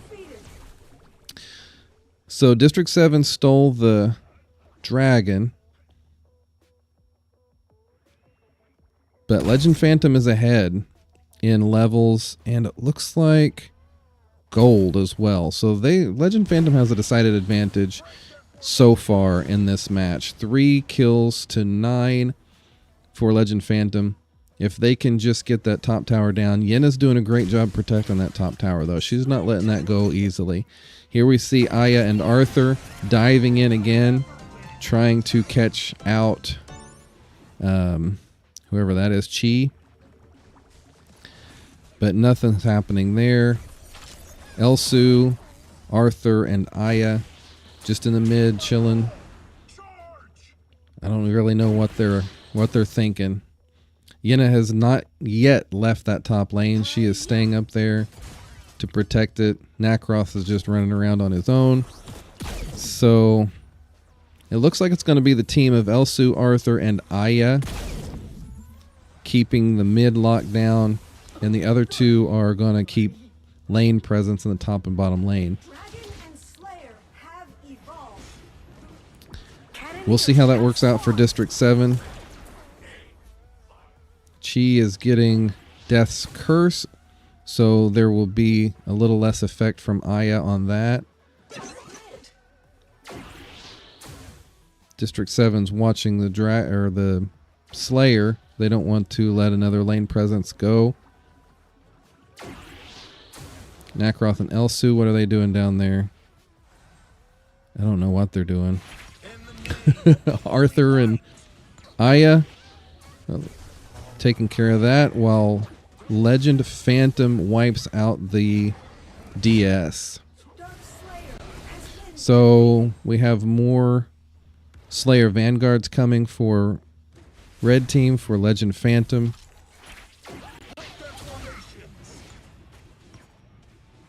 So again, decided advantage for Legend Phantom at the moment.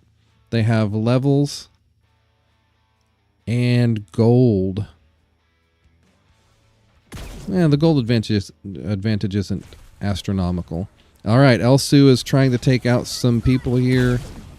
Lorion was able to dodge that. Teamy's going in. Chi is thinking about going in. Zuka is here. So we've got Legend Phantom gathering for a little bit of a skirmish. But then they break up and go clean their lanes up. Lorion's going top lane to make sure that that blue presence there gets addressed. Zuka's keeping the Slayer Vanguards pushing in the bottom lane. Now again, gathering up for a mid lane skirmish here. Legend Phantom has a little bit of an advantage in towers with their mid being up still. Chi is watching. Arthur decided to go in that bush, but then turned around. Legend Phantom is trying to take out the dragon before someone can come in and steal it, but they do have that debuff. They've got the Slayer debuff on, but that was not an issue this time. Nacroth was able to steal that dragon last time, but he was not able to steal it this time. Elsu is loading up and taking some pot shots, but it's not anything that Legend Phantom has to worry about at this point. They just have got to keep that lane presence pushing. They've got to keep their minions up past the river. If they can keep those red minions up past the river and keep those things pushing, they'd be doing a lot better off. Chi really should go top lane and start and keep clearing. If they could get that top tower down, they would be in a lot better shape. Now she's decided to go up there and take care of that, while District 7 is just kind of wandering around in the bottom lane. Not really sure what they are up to at this point. I guess maybe they're trying to do something there. Zuka, oh man, that was so close. He's got a shield. He was able to get out of that. Can you imagine? That was so great. Aya detached for some reason. Why did she detach? Now she's back trying to save Arthur. She was unable to save Arthur, unable to save herself. District 7 is in trouble now. Chi was able to get that top tower while Arthur was pushing off by himself. Zuka cleaning up these lanes. Nakaroth almost got Zuka. Did you guys see that? That was really great.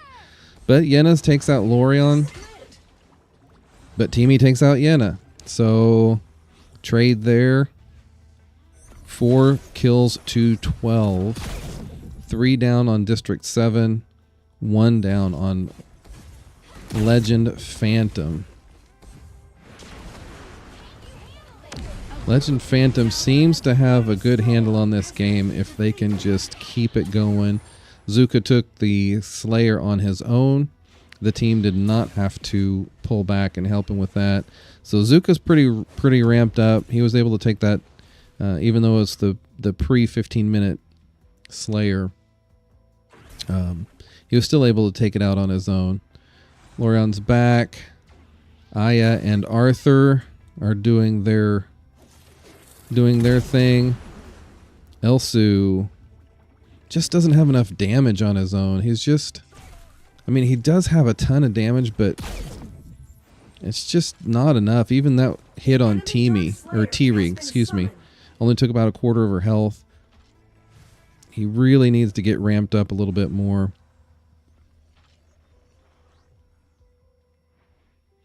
He's got cooldown boots, Murmasa's blade. What is that? Fafnir's talon and Fenrir's tooth. So, I mean, he's got some decent damage items, but he just is not getting through their defenses quite effectively enough. All right. So, Aya, as is usually the case in my rounds, seems to be a liability for District 7. Hopefully they can turn this around and make it a little bit of a match. But right now, Legend Phantom is in control of the map. They have more towers down. They have got a Dark Slayer pushing in the top lane. Zuka's going to help that while the team rotates. Chi needs to get off of that and go clean that lane up so that those minions can get over there. She's making her way over there now. Team fight in the mid. Oh, there's a good engage. Teamy doesn't get out or doesn't die. Arthur's down again. Aya gets out this time. Teamy did not have any trouble with that. It was really close, but he was able to get out. He's generating health right now. 4v5 in the mid. Engagement here. Oh man, Lorion is down. Zuka's almost down. Zuka goes down, but he's resurrecting. 3 down for District 7. 2 down for Legend Phantom. Chi had to recall, but not... Oh, she didn't have to recall. She just got some health back. All right. This game's going pretty well for Legend Phantom. Elsu is not as big of a factor as you'd like. Aya is not protecting. Arthur is, I mean, you can only do so much, right? When you've got a full team. She is not magic.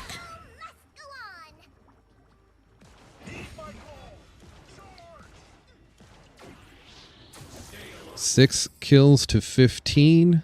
Legend Phantom is ahead in that category. They are ahead in levels. It's pretty close. Pretty even in levels. The gold category, they are up in gold. So they are in control of the map as well. District 7 only has 2 towers left. And now it is nighttime. It's past the 15-minute mark, so you can see Elsu having trouble clearing those lane minions. It is going to get much more difficult to keep those lane presence going. You can see the dot colors change, and the nighttime mode is on. So those minions are a lot more powerful, harder to clear. If you can keep them pushing on your side, keep them past the river, you've got the advantage. All right, we're going to have an engage around the Infinite Slayer. District 7 is kind of an all-or-nothing thing. Nakaroth and Elsu are trying to get it, but Zuka comes in, kills Nakaroth, but Arthur is able to get the Infinite Slayer. Unbelievable. That was quite the attempt by Zuka. Teamy. Oh, doesn't have his ult. So level, let's see, Legend Phantom has 3 down. District 7 has 2 down. District 7 is going to turn this around a little bit. They are going to get a level 2 tower for red team, but they're having trouble. I mean, they've got this mid lane open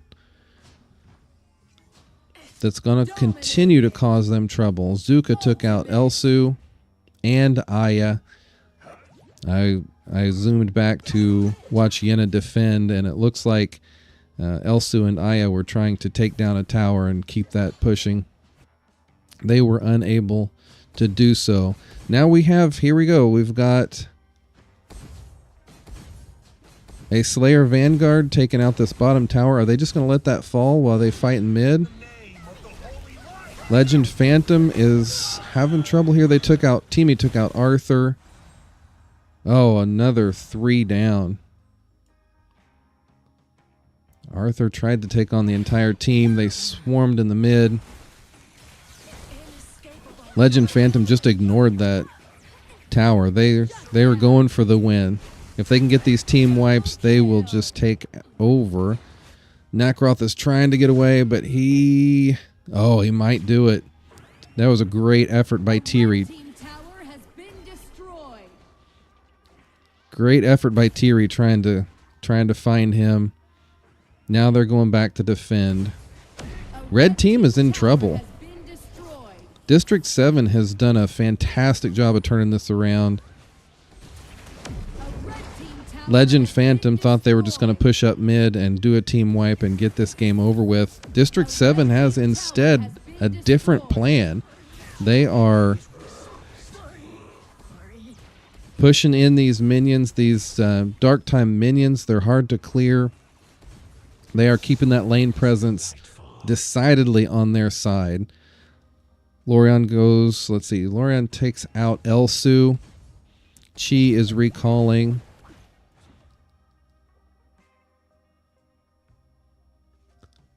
All right.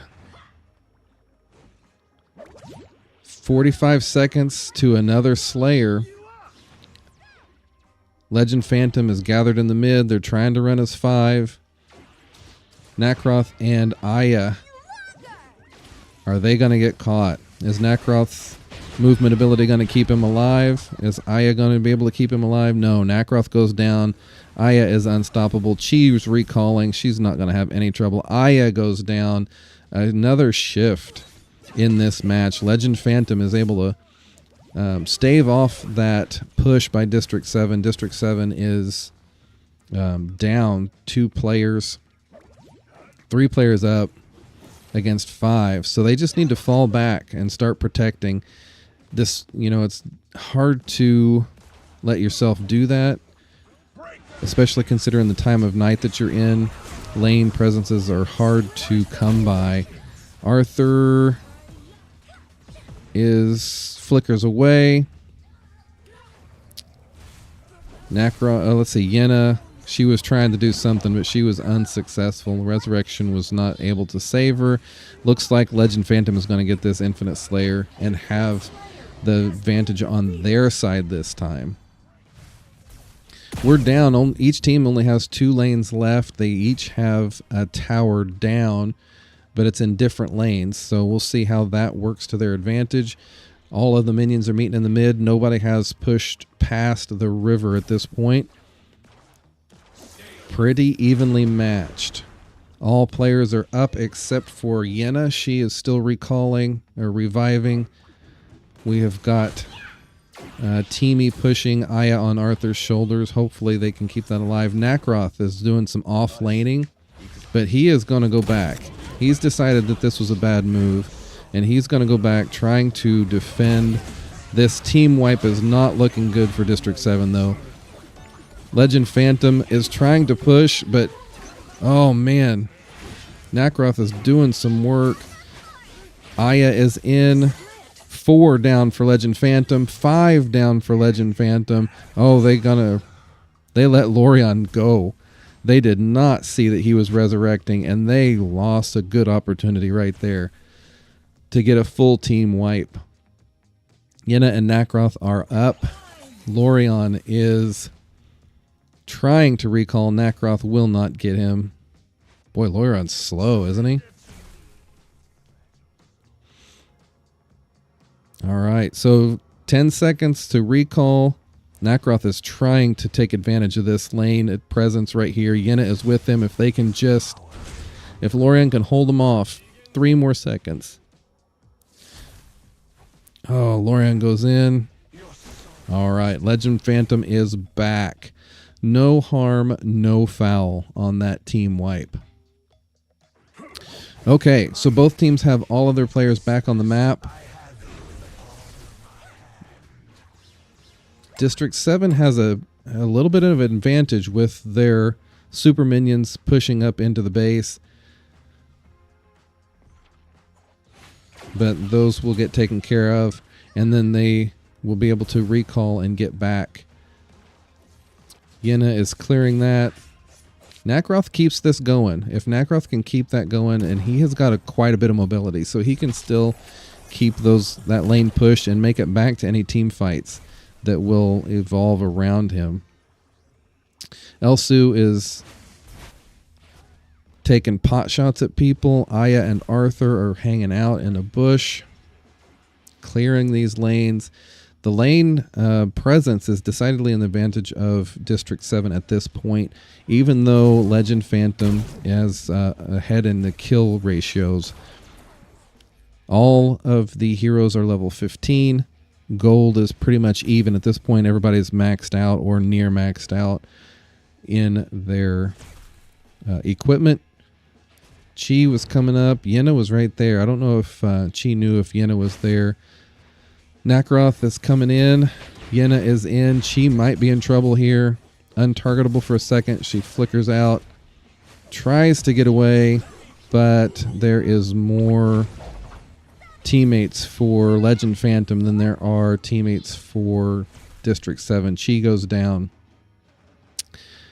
Nacroth is down for District 7 as well. So we have a 3-5 advantage for Legend Phantom. What are they going to do? Are they going to go for another Slayer? It looks like they're going for another Slayer. Aya, Yenna, and Arthur are still hanging on. Elsu is back for District 7, but they're just ignoring this Slayer. They're letting Legend Phantom get this Slayer for free. Chi is down for Legend Phantom. I don't know what she was out there doing. Maybe just getting some vision or something, but she is down. So now we have a 4-5 advantage for District 7. They also have a little bit of better lane presence with the minions pushing. The Team Legend Phantom has the Infinite Slayer Vanguards on their side, though. Those guys are terribly hard to kill in the nighttime. As you can see, Arthur is doing next to no damage. I once tried to take out those guys as a Talanis, and they almost killed me as a Talanis. She didn't do enough damage, and they are hard to kill at nighttime. District 7 is doing an engage here. Legend Phantom resurrecting Tiri. Tiri is almost down. Tiri's down. Lorion is hurt. Zuka is hurt. They're trying to recall. They are going to be able to recall. It looks like... Oh, man. Elsu is down for District 7. And... oh, who's that other player? I forgot. Elsu. Nacroth. Elsu and Nacroth went down for District 7. So only one player is down for Legend Phantom. 2 players are down for District 7. Legend Phantom has 2 Slayer Vanguards pushing and the player advantage. This could be it for District 7. As we see another engage here, Aya and Arthur. go in. There's some stuns by Aya. Arthur has a lot of damage, but this is not good. Arthur goes down. Aya goes down. Arthur's doing his best, but they are out. Elsu keeps sniping. Elsu's around, keeping things alive. 3 players for Legend Phantom had to recall. They had too much health gone. Teamy is still hanging around. Must have his ult because he is playing dangerously. We have all 5 players back. Nakroth is the only one. Legend Phantom has the upper hand here. Nakroth, is he going to be able to defend this and get some of his teammates back? He has got some jukes, but he gets wiped. Legend Phantom wins game 3. District 7 was close. They almost pulled this out. A 27-minute victory for Legend Phantom. Well done, District 7, though. You guys, it was a close match. Just, you know, that 18 to 36 kill ratio, you guys almost, they had, District 7 had done some work to make that even, and they just couldn't get past. They had the lane advantage. They had a lot of advantages going in, but that Aya Arthur combo didn't seem to do it for them in the end. Well done. Great game. Legend Phantom is up 2-1 in this best of 5 series now. I'm going to turn this back off, and we'll get the next game queued up. What a match. If you're just tuning in, this is round 5 of the Unicorn Invitational.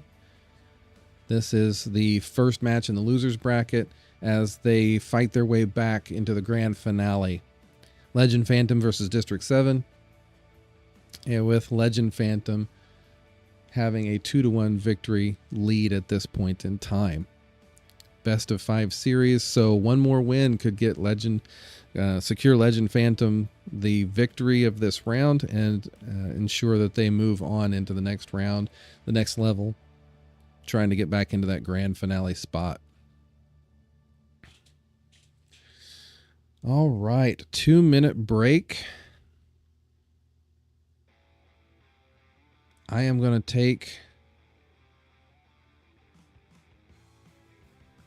a break myself and put you guys on pause. Just sit tight for just a minute. I'm going to switch over. What does this look like? Yeah. Okay, I'll be back in just a minute. I'm going to take a little break and we will return with game 4.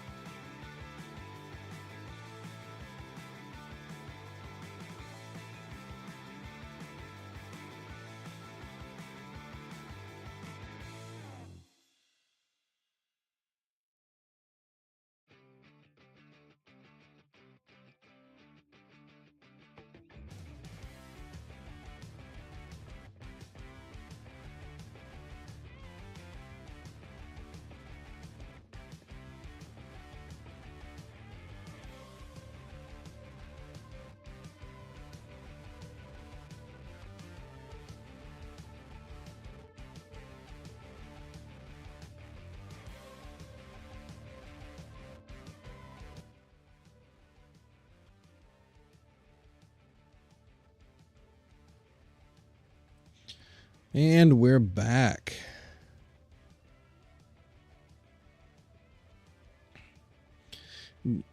Game 4 of the Unicorn Invitational, Legend Phantom versus District 7.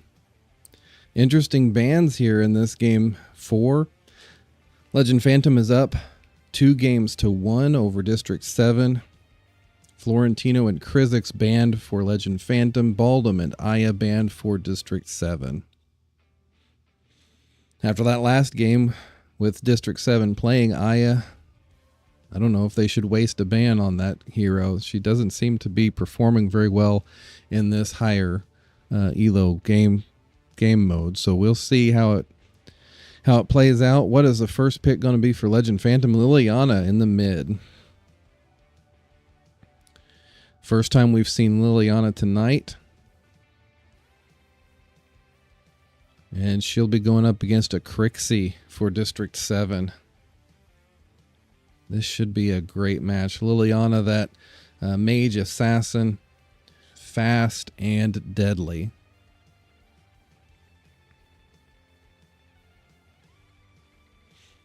District 7's Koei is still waiting to pick.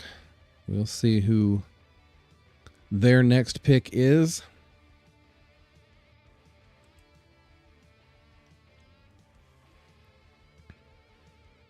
Taking their sweet time. 60 seconds should be enough time to pick a hero. We'll see who Koei ends up picking. And it looks like maybe a Richter in the top path. Yes, that is going to be Richter in the top path. Crixie in the mid for District 7.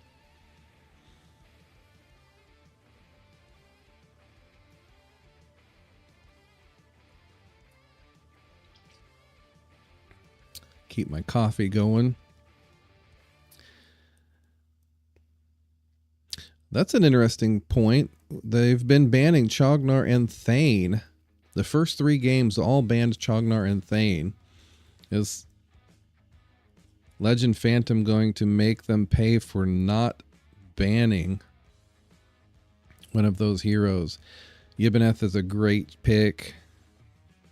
Who's it going to be in the top path? Scud again. I think Legend Phantom played Scud. I should have kept that going. Played Scud in the first round.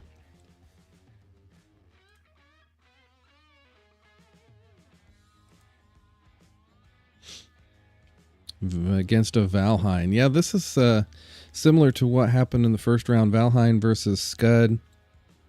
Or Valheim and Scud. I think in the first round that went up against a Talanis and don't remember who. Can't remember right off the top of my head. I should keep notes. This is the first time I've done any commentary on any kind of thing, so this is a good learning experience for the 3v3 match that I'm going to be hosting here in a few weeks. July 14th, it's a Sunday. North American servers, it's 3v3 on the big map so that we can spectate it. Single elimination, just a quick little friendly match. Tune in July 14th, 4 p.m. Central Time if you're interested. If you'd like to enter a team, join on my Discord, hop on my Discord. The link is in the YouTube descriptions, YouTube bio, and let me know that you'd like to have a team. So Stewart for District 7. That's going to be their marksman against a Valheim for Legend Phantom. Bans are coming out now. Chognar and Grak. Neither team has picked a support yet, so this is the phase where they're going to start keeping people from doing that. Yeah, it looks like District 7 does not want to see a Kira jungle either. So that is the 4th ban for District 7. 4th ban for Legend Phantom is coming up in 19 seconds. We'll see who that will be.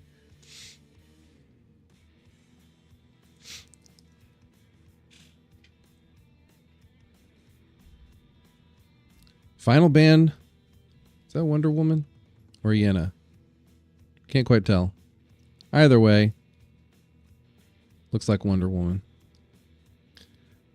Again, they keep banning Wonder Woman. I wonder how many of these people have Wonder Woman to make that a ban. Toro, you don't see very many Toros because you can no longer buy that hero.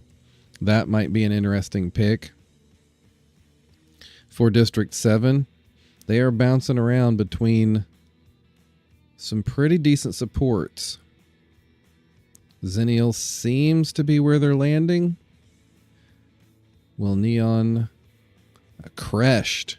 Creshed is a great support. It's the first time we've seen Creshed in this series as well. First time we've seen Stewart, first time Creshed. This is going to be a fun match.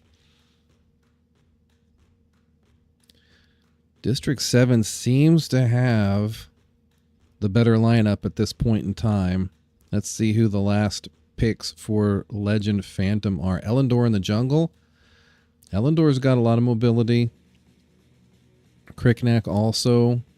These are going to be great picks. A support. Man, I don't see these healing supports. Aya, Helen. They're just not very strong in this meta. Helen does not have nearly enough healing. But we'll see how she's able to play. Legend Phantom. Is that Elendor going to be the last pick? Yes. All right. Elendor, Helen, Scud, Valheim, and Liliana. That's going to be an interesting team comp. Richter, Crixie, Stewart, Creshed, and whoever their last person is. I would have to say District 7 seems to have a decided advantage, in my opinion, on this so far. Creshed has got some great crowd control abilities, does a lot of damage. Stewart is a pretty tanky marksman, and his ultimate ability is pretty handy. Elendor can jump out of the jungle and try to get him, but if he's got his ult up, get a stun on that, and get Zuka to follow up, and Elendor's got trouble. All right, Game 4. Legend Phantom versus District 7. Legend Phantom has a 2-1 lead in this best of 5 series. Round 5 of the Unicorn Invitational. First game of the losers bracket. Loser goes home. Winner advances to the next round, trying to get into the grand finale. All right. Scud is going to the mid. Looks like Richter and Zuka bought Arctic Orb right out of the gate, as did Elendor. Okay. Referee and administration doing a quick check for map hacking and other illegal activities. This should be back in just a little bit.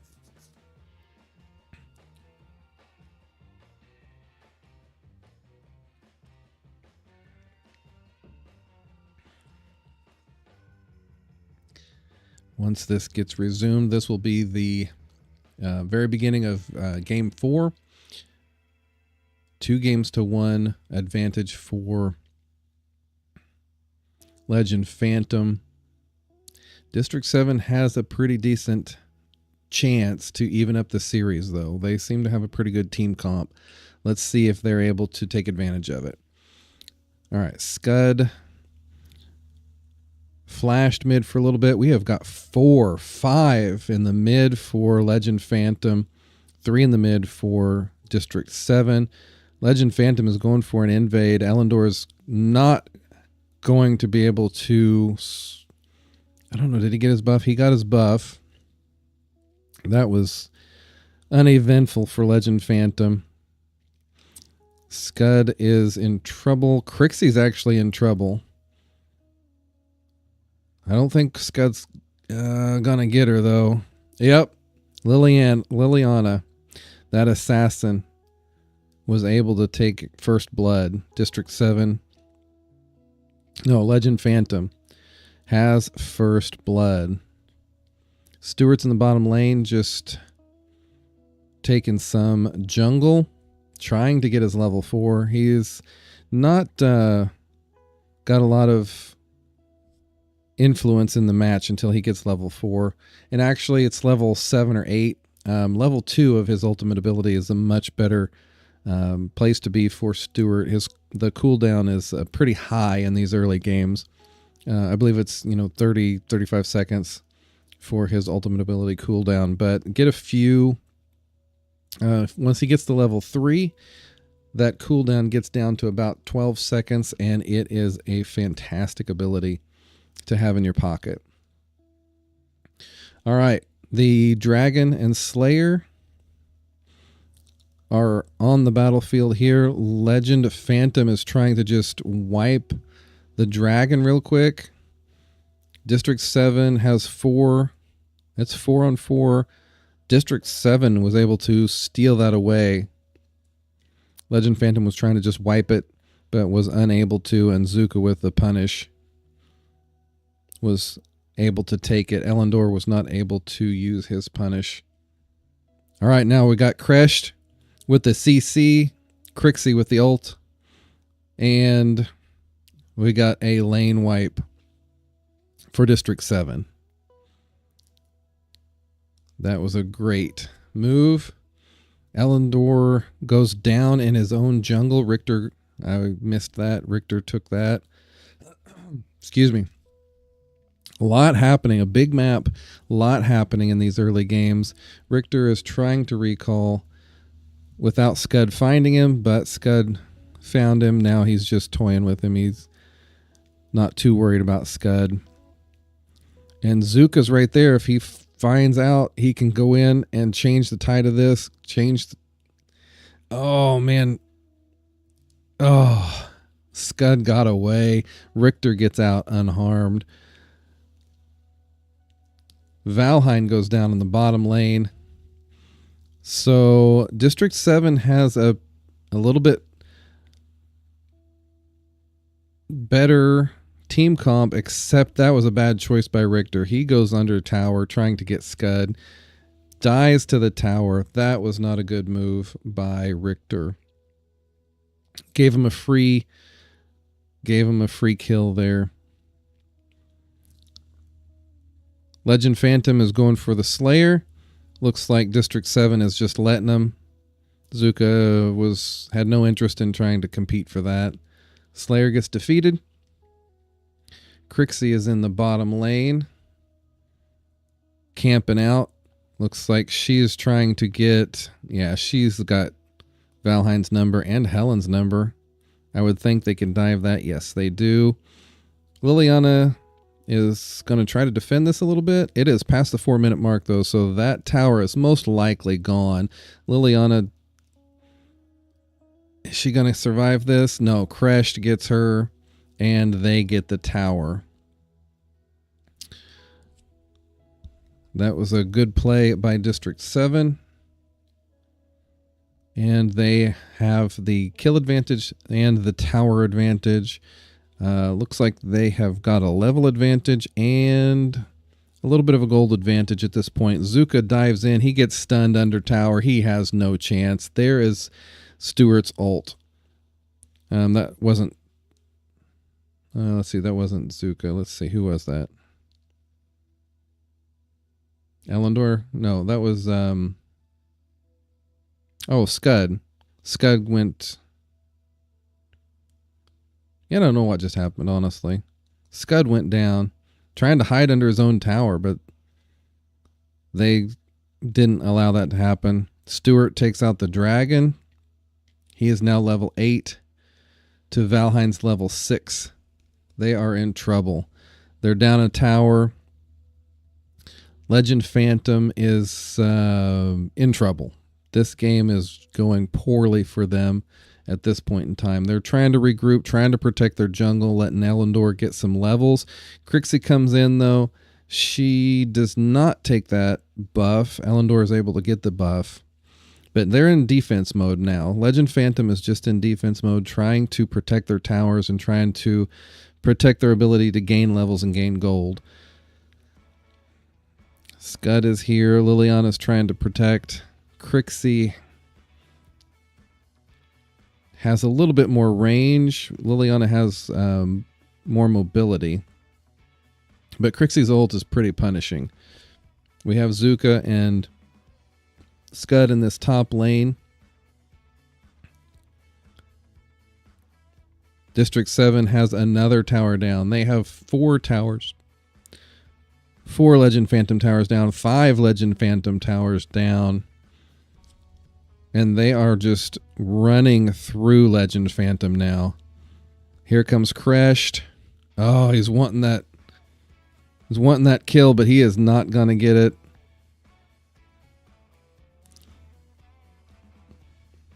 Richter was trying to get out. He was unable to get out. District 7 is pushing their luck. They are going under this main tower. It is still early game. They have... they need to pull back and just continue to push their advantage in other areas. They will not get this at this point in time. Stewart's doing great, though. He has got 4 kills, no deaths. And it is 4-10 in favor of District 7.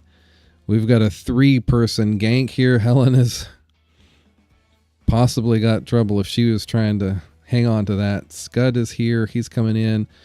There are just District 7 people hanging out, waiting for some sort of a gank. But they weren't able to really do anything with that. Scud dives in, tries to get Crixie and Stewart. Crashed saves him, saves his teammates, recalling Stewart, recalling Crixie. No harm, no foul again. Nothing really happened there. District 7 needs to continue to watch their towers. Legend Phantom has some... Crixie needs to clear that lane. Honestly, she needs to just make sure that that doesn't get them in trouble there. We have 3 in the top. Zuka's trying to take this by himself with Stewart. Probably not the best use of their abilities right now. But it looks like they're going to finally get that taken care of. Elendor poking away at Dragon. This is kind of a mess. There's no real coordination going on. Legend Phantom is reeling a little bit with the tower difference. District 7 is kind of all over the place. They're not grouping up and really pushing the advantage they have. Let's see what happens here with this team fight that is materializing in the bottom lane. 5v5, nobody down. District 7 has a little bit of an advantage in gold and a little bit of level advantage. There's Crashed. They are trying to take out Elendor. They do take out Elendor. But Zuka goes down for District 7. 4 people down.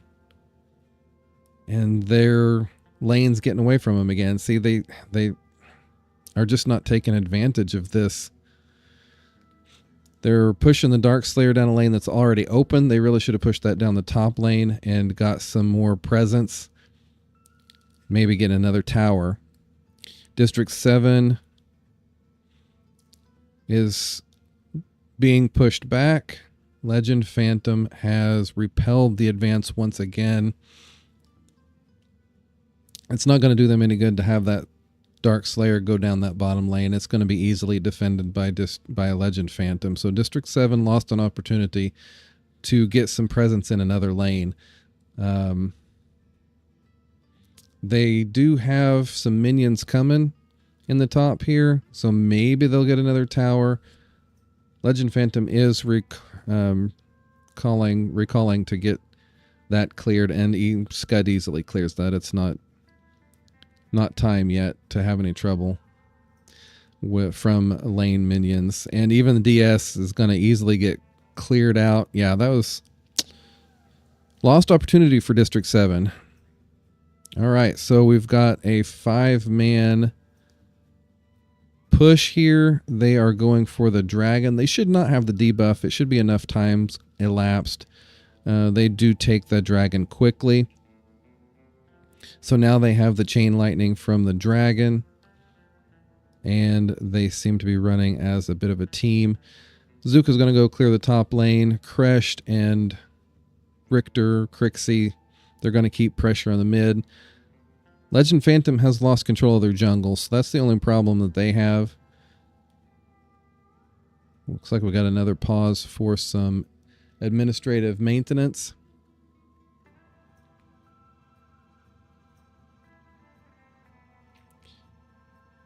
Hopefully they don't find any cheating going on. It's a, this is a tournament. There should be some trust that the players will not do anything that would cause the integrity of the game to be taken into question. So hopefully they don't find any issues here.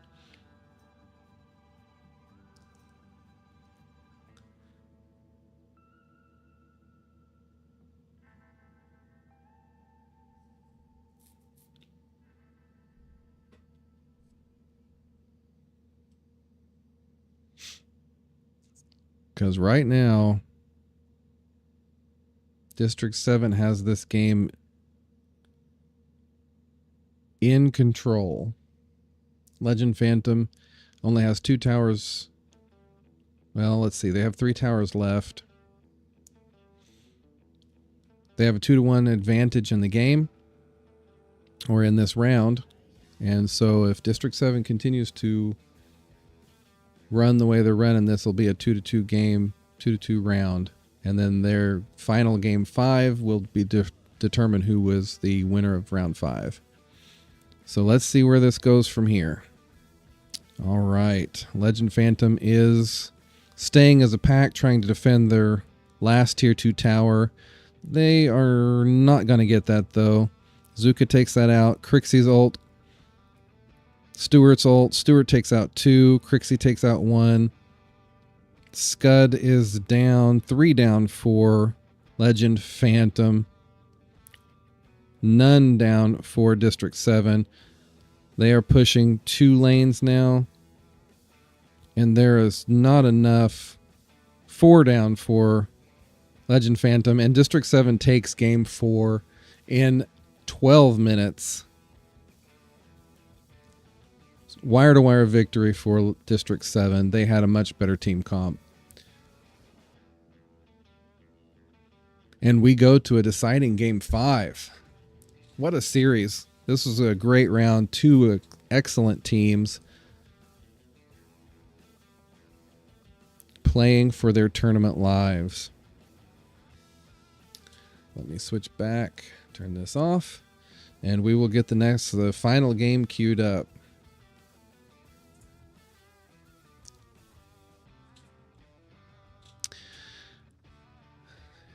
All right. So District 7 is considered the all-star team in this tournament. They have several big names from top 3 finishers in other tournaments. In Sunny and Koi. Neon is a good player, so they've got a pretty good team. Legend Phantom also has some good players, but they are considered the underdog in this match. They've coming off kind of some bad losses to get down into the losers bracket, but they have shown tonight that they have what it takes to get into the grand finale. They've been playing pretty well, and it seems like, with the exception of game 3, games 1, 2, and 4 have been wire to wire for the winning team.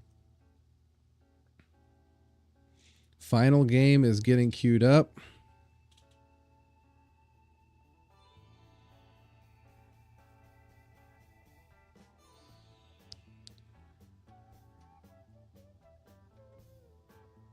Okay.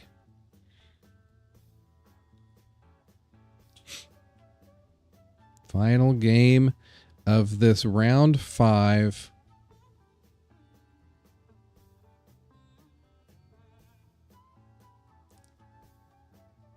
Legend Phantom versus District 7.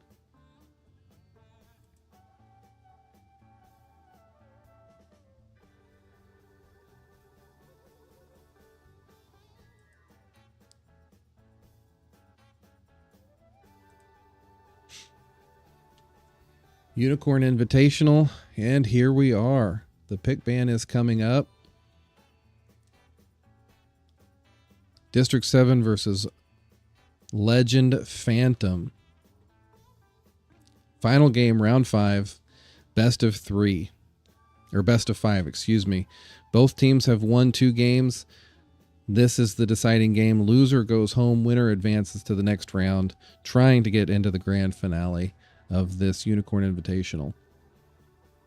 We see Aya and Florentino banned right off the bat. Again, if you watched game 3, Aya was not a big help for that District 7, so banning her seems a little fruitless. I don't like Aya in the first place, so that's just my personal opinions here. Baldum has been banned in every single round. Evidently, his control abilities are just more than anybody wants to deal with right now. Florentino's also was not banned in one match, and he was actually steamrolled Chi in that top lane. Violet has only been banned in one other match, so this is an interesting ban choices here. We'll see who Koi for District 7 picks in the first pick of this match, this final match of round 5.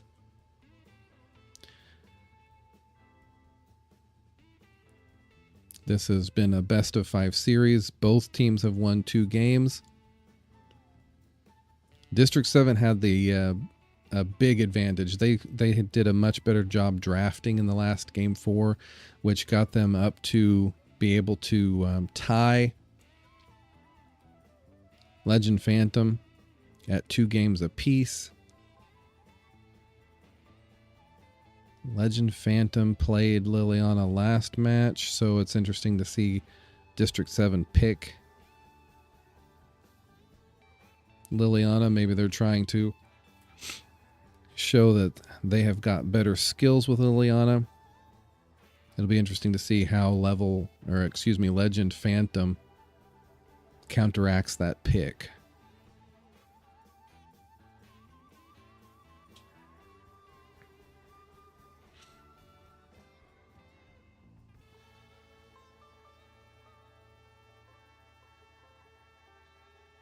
Okay, a Thane. Thane has been being banned in a few previous matches, so we've got a Thane on the field for Legend Phantom and Kira in the jungle. Kira was quite the menace in a match a couple of matches ago, so Thane for tank and crowd control, Kira for burst damage. That is going to be an interesting combo for Legend Phantom. This game is the last game of the round. Winner moves on, loser goes home. So pick your best.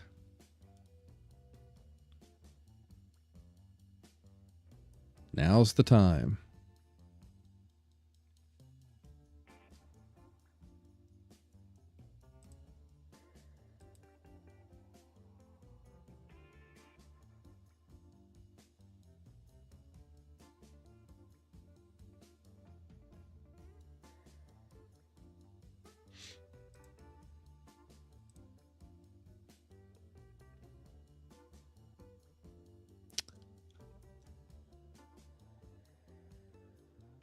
Oh, what is going on here?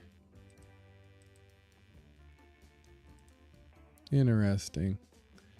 I have been missing a bunch of chat on YouTube, guys. I apologize for that. My combine has not been going on. Sullivan, if you're still there, good evening. I don't know what's going on with that.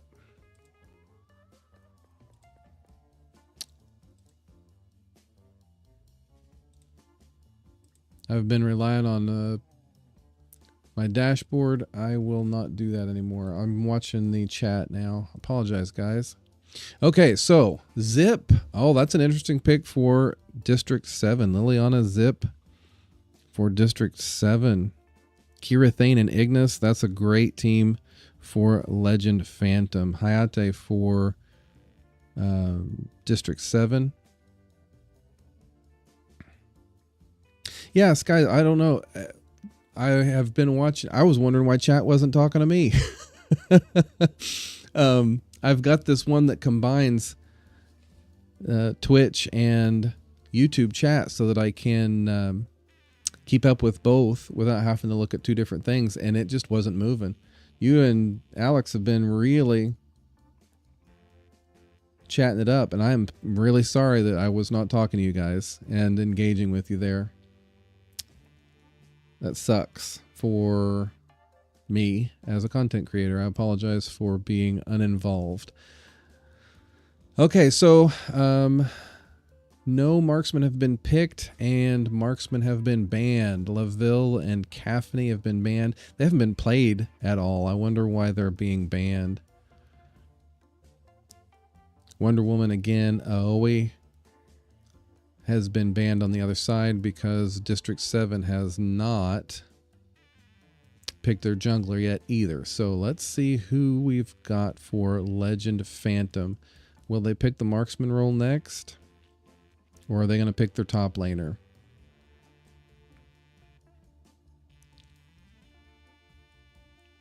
Marksman. Is it really going to be an Execute Wisp? It is. It's going to be an Execute Wisp. That is an interesting pick. Vera's in the top lane. Nope. Let's wait and see what they've got as far as their counter picks for top lane and jungle. Enzo in the jungle.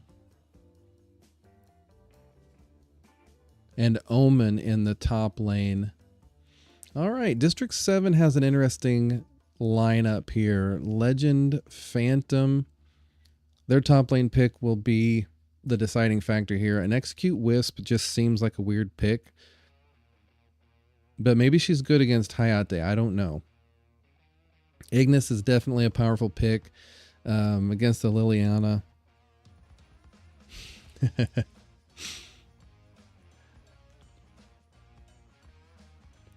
I appreciate it, Skies.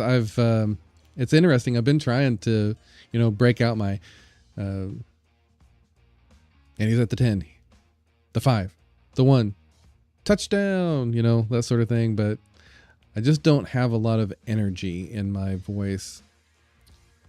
All right, Amelie. Amelie's a pretty good solo laner. She has got some shields and some recovery abilities. That is going to be a tough matchup for Omen. I don't know. I can't decide which. I think Legend Phantom has an advantage here in this game. Liliana and Zip are question marks in my opinion. I don't know how Enzo will play. We'll see how it goes. This is the final game, the final match of round 5 in this Unicorn Invitational. It's been a best of 5 series. It's going to all 5 games. Winner moves on. Loser is out. That'll be the second loss, and they will be out. Again, I feel like Legend Phantom has an advantage just in the draft phase of things, but time will tell. Time will tell to see how this goes. I agree. Both teams are strong. It's hard to decide. I really think Zip's going to be the deciding factor. I think if Zip is good and does what he's supposed to do, I think that could be the turning point for District 7. So this is going to be a great match. An exciting match. An interesting lineup for both teams. Got some administrative stuff going on here.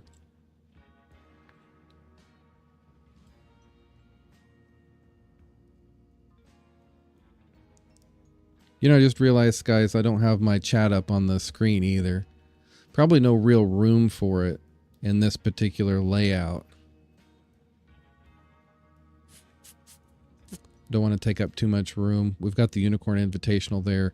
They asked that I display that logo as I'm commentating this, so I think it's been okay for the first go around. Any recommendations, any suggestions on how this commentation went, join the Discord and give me some tips. But for now, we're going to go on game 5, like I said, of this round 5 of the Unicorn Invitational. Winner advances. Thane doing Thane things in the mid. Liliana and Zip trying to defend. These early games, anything before 3 minutes is pretty slow. We do sometimes see some team wipes, but usually the first 3 minutes are pretty slow as teams get ramped up.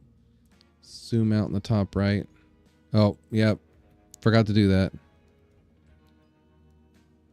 Unless... Oh, I've only been going 1 level. This is 2 levels. I've only been going 1 level out. This gives us a lot more view. All right, so we see Ignis coming in. Omen's in trouble. Yeah, first blood there. Emily's tough to begin with. Enzo has no chance of defending that. Thank you, Skies. I've been zooming out, but not nearly enough. Enzo is trying... Oh, Enzo flipped over Emily there. Kira's there to help defend. Enzo's wasting a lot of time in that lane. He needs to be moving on and getting levels. Ignis and Emily are there. Looks like we got Zip and Liliana in the mid. Kira might be in trouble here. No, she's fine. Or is that Emily? That's Emily. Legend Phantom is ahead in kills. Oh, Kira. They were trying to snag that away from Legend Phantom, but Legend Phantom got the first dragon of the match. They're ahead in gold, and they have the dragon buff. Looks like District 7's getting a kill, though. Kira got caught out, and they're running as a team, trying to get more. But looks like the best they'll do is to take some of the jungle away from Legend Phantom. That will help with the gold difference and the level difference for sure. Liliana and Zip. Hayate and Enzo. Zip is trying to get pushed, but they are fine. They're fine. Omen is trying to get levels, but Enzo wants his buff back, so he gets that. Okay, again, so it's before 4 minutes. We've got 30 seconds left till the iron defense line is gone. People are just kind of posturing, getting levels, trying to figure out what the other team's doing. Legend Phantom still has the dragon debuff, so they will not be able to easily take the Slayer. Looks like District 7 may try to snag it away from them. Legend Phantom is not letting that happen very easily, though. Who's going to get it? Emily got the Slayer. That was a great snag for District 7. They are pretty even in gold, pretty even in levels. Things are very even right now. Enzo snags. Oh, who was that? Thane. Enzo got Thane and pulled him right out from underneath the tower. But Zip goes down as well. And Wisp goes down by Omen. Kills traded in the middle. 3 kills versus 3 kills. No decided advantage is showing its head just yet. The iron defense line is down. Legend Phantom is trying to get that advantage that we said is missing, but Kira goes down for the trouble. Ignis is really low on health, but Hayate is about to get himself killed. No, who is that? Amelie. Amelie's about to get herself killed, but she makes it out with just a sliver of health. Ignis decides to recall before he loses lane presence by dying. Zip is in the mid. Thane is chilling, given some vision. And we've got the marksman in the bottom lane. Thane's going down to help against Hayate. Maybe there's some push there. Nope, they are not pushing.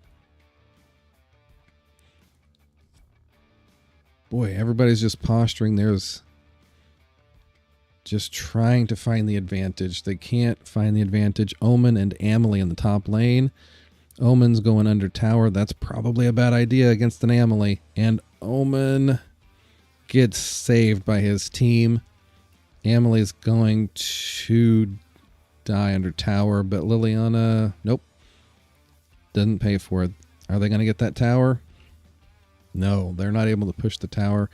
Legend Phantom defends.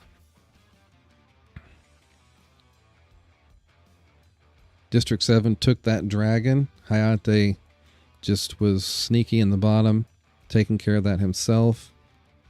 Again, this is going to be a long match, I feel. There's no decided advantage at this point in time. District 7 is ahead just in gold a little bit. Levels are pretty similar for all players. District 7 has a little bit of an advantage there, however. They're slowly creeping ahead. Legend Phantom is going to let this get away from them if they don't get things under control. Omen takes out Amelie in the top lane. Enzo in the top lane. They should get that tower up in the top. Yep. District 7 is pulling ahead. District 7 is getting this under control. Mid tower might go down though. Nope. District 7 is able to save that tower. Wisp is still defending against Hayate. They took out 2 towers before Legend Phantom could get this figured out. Enzo tried to do something there with Omen. They were unsuccessful. Ignis can be pretty tanky, honestly, if he's allowed to get some of his abilities off. He's got some shields and some other things. But Red Team Tower, I mean, District 7 is getting ahead. This is getting away from Legend Phantom pretty quickly. Liliana might be getting caught out. Nope. Liliana is able to stay safe. They are pushing this mid tower. Thane is the only one back. But they should be able to defend that tower. Kira's going in. She's not really causing much trouble. Omen's waiting in the bush to see who lets their guard down first. District 7 has 6 kills versus Legend Phantom's 4. District 7 has 3 towers down. 3 of Legend Phantom's towers down. So Thane is killed. Legend Phantom has lost their tank. Omen and Enzo are running as a pretty good team. They take the blue buff away from Legend Phantom. Legend Phantom's lost control of their jungle now. If District 7 could get this last tower, they would have a decided map advantage, and they do. Hayate is able to focus on the tower and take it out.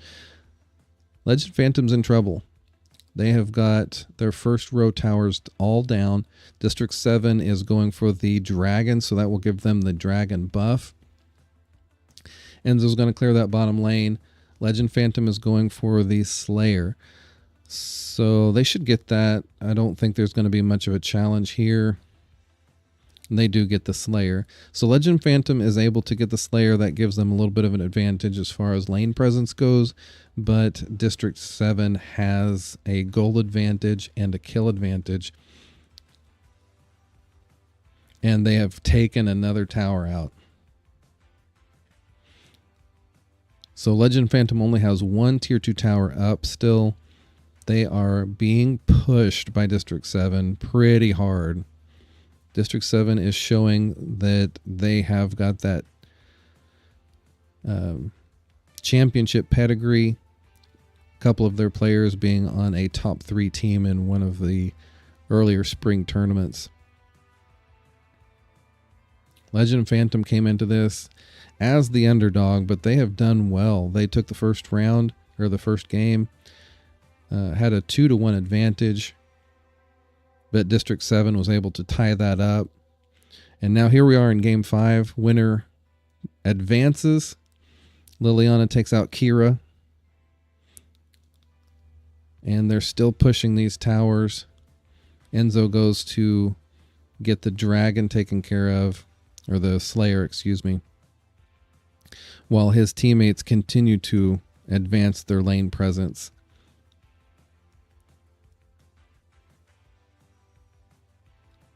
They're ignoring their towers, though. District 7 just allowed a minion to take out one of their towers. They took down the last Tier 2 tower for Legend Phantom, and Enzo pulls Thane away from his team. Doesn't do any good. Thane is able to stay safe. His passive is a heal, so I don't know if it got procced just then. Is there a way to see? I don't know that there's a way to see their cooldowns and stuff. I'd like to see if Thane's passive got procced there, because that's a big deal. I'm not sure how big of a cooldown that has, but Thane's passive is part of his support ability. I mean, without that passive, you kind of got to let that cooldown kick back in, or the next team fight will go very badly for a Thane. So he is doing his job, though. He's staying up ahead of his team. Ignis is a great mage, but Legend Phantom is behind the 8 ball at this point. I haven't seen much out of Zip. I was kind of excited to see Zip do his ult and roll his team in or out of danger. I've not seen much out of him right now. At this point, he's just kind of sticking people together and being aggravating to the other team. But we see District 7 here. They're trying to push. They're trying to keep these lanes going. Legend Phantom is just back playing defense, trying to get caught up. The gold difference is not that great, considering we're at the 12-minute mark, the 13-minute mark. Everybody seems to be staying pretty stable. Enzo gets the Slayer, though. That is a good... that's a good thing for District 7. Going to keep that advantage going for them. Is going to keep that lane presence. If they can keep it pushed past the river, we see Omen coming in. He's going to continue to keep that push going. Hayate and Zip are just being a nuisance. They're just being a presence. District 7 is spread out, trying to keep the lane presence moving, but that's a dangerous place for them to be. Any one or two of them could get caught out and change the tides of this game. We see they've got that DS debuff, and Enzo and Liliana are taking a little bit of time to get the dragon. But it looks like they're able to take it. Excuse me. So that gives them... they've got the dragon and the DS. So they've got the dragon, the lightning buff. You can see that happening and actually having an effect in this match. Enzo digs Thane out. They take him out. Omen has got a double kill on Kira. Enzo goes in and gets Ignis. Liliana went in just a little bit deep, and she has caused herself a little trouble. District 7 has 4 down. Legend Phantom also has 4 down. Hayate, is he going to... Nope, he's just going to concentrate on getting that tower. Emily has to focus on the dragon, or on the DS, or they have got problems. Legend Phantom they're behind the 8 ball for sure. Their heroes are spawning back before District 7, though, so they're going to have a little bit of ability to get set up for the Infinite Slayer. Hopefully they can make something happen here and turn this around. Otherwise, it is the end of their game. We have hit the 15-minute mark, though, so the lane minions are going to be a little tougher to beat. They're harder to clear, and the person with the advantage is District 7 because they have got those super minions going down the mid. They've got super minions going down the top. They're going to be extra tough and extra hard to clear. Now we've just got some posturing going on. The team seems to be staying together as Enzo goes and clears these lanes. They don't want to get too far away from each other because that's the last thing they need is to get one or two of them picked off. And then they would have a numbers disadvantage. They do not want to lose this advantage they have. Kira's in the bottom lane, cleaning up that lane presence down there. Now they're posturing, trying to get this Infinite Slayer. District 7 has the ability to kind of zone out. Enzo tried to get Thane, but he was not having it that time. They are trying to wipe this out before Legend Phantom comes in, and Enzo is able to take it. Thane is trying to get out. He flickers out. Enzo snags Thane back into the pit. Hayate takes him out. Thane is down. Liliana is down. Who's that last one? Enzo and Liliana are down for District 7. Thane is down for Legend Phantom. So it's a 3-on-4 advantage for Legend Phantom. Can they make anything happen with it? Unfortunately, they're going to be spending a lot of their time just clearing lanes. Omen is taking all of their jungle and keeping that bottom lane pushing. If District 7 can get that last tower, it is pretty much curtains for Legend Phantom. All of the team members are back for both teams, so it's time to reposition, reposture, and get ready for the next battle. Someone for District 7 needs to go in that top lane and make sure that that minion gets pushed. They do not need to sit there and let their Slayer Vanguard get taken out by lane minions. They need to keep that advantage pushing. Legend Phantom has the bottom lane pushing, but I think we've got enough presence for District 7 here in the mid and in the top. They're getting a little spread out. Omen is running around. No, that's Hayate is running around in the bottom lane. But I think that's probably a good move. If District 7 can keep from engaging at this point, let Hayate get that bottom lane cleared. Keep all three lanes pushing and yet stay together. Liliana is kind of out on an island. We'll see what happens with that. She is able to get back. And looks like she's kind of interested in taking out this top lanes. Kira goes after her. Liliana flickers away, just barely survives that. If she gets in with those minions, she could get taken out there.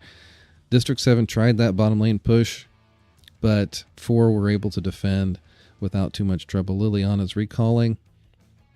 Kira almost taking her out. That was close for District 7. If they get it behind in the player count, that could be curtains. Could be a snowball effect, and then Legend Phantom would have the advantage.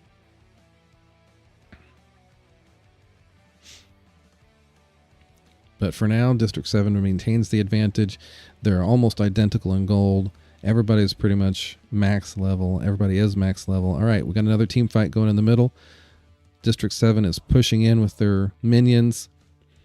Thane is trying to be a good front line, but District 7 has a ton of damage. Thane is so tanky, though. Looks like District 7 has decided to pull back, clear lanes. Enzo's going for that bottom lane minions. He better be careful not to get himself caught out. There's Liliana's trying to bait some people in here. Legend Phantom is not having it. Omen's taking care of the top lane. Now they're going for the Infinite Slayer.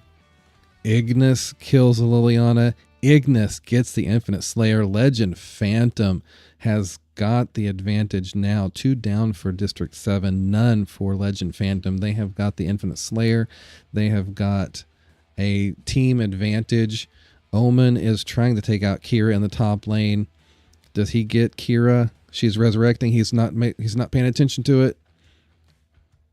Oh, is he going to get her? I don't know what's going on here. Omen takes out Kira, and he has got minions pushing. Amelie is recalling to help defend that, while Enzo and Hayate are trying to keep this from happening, but their middle lane falls. Legend Phantom, are they going to be able to pull out the upset? They were behind so often in this match. But Liliana is back. Enzo is down. What's Liliana going to be able to do? Ignis is down. Thane is down. Wisp is down. And there is just a hair left on their core. Kira is going in. She's trying to finish it off. Is she going to be able to do it? Can she do it? Kira, what are you doing? Oh, what a final match.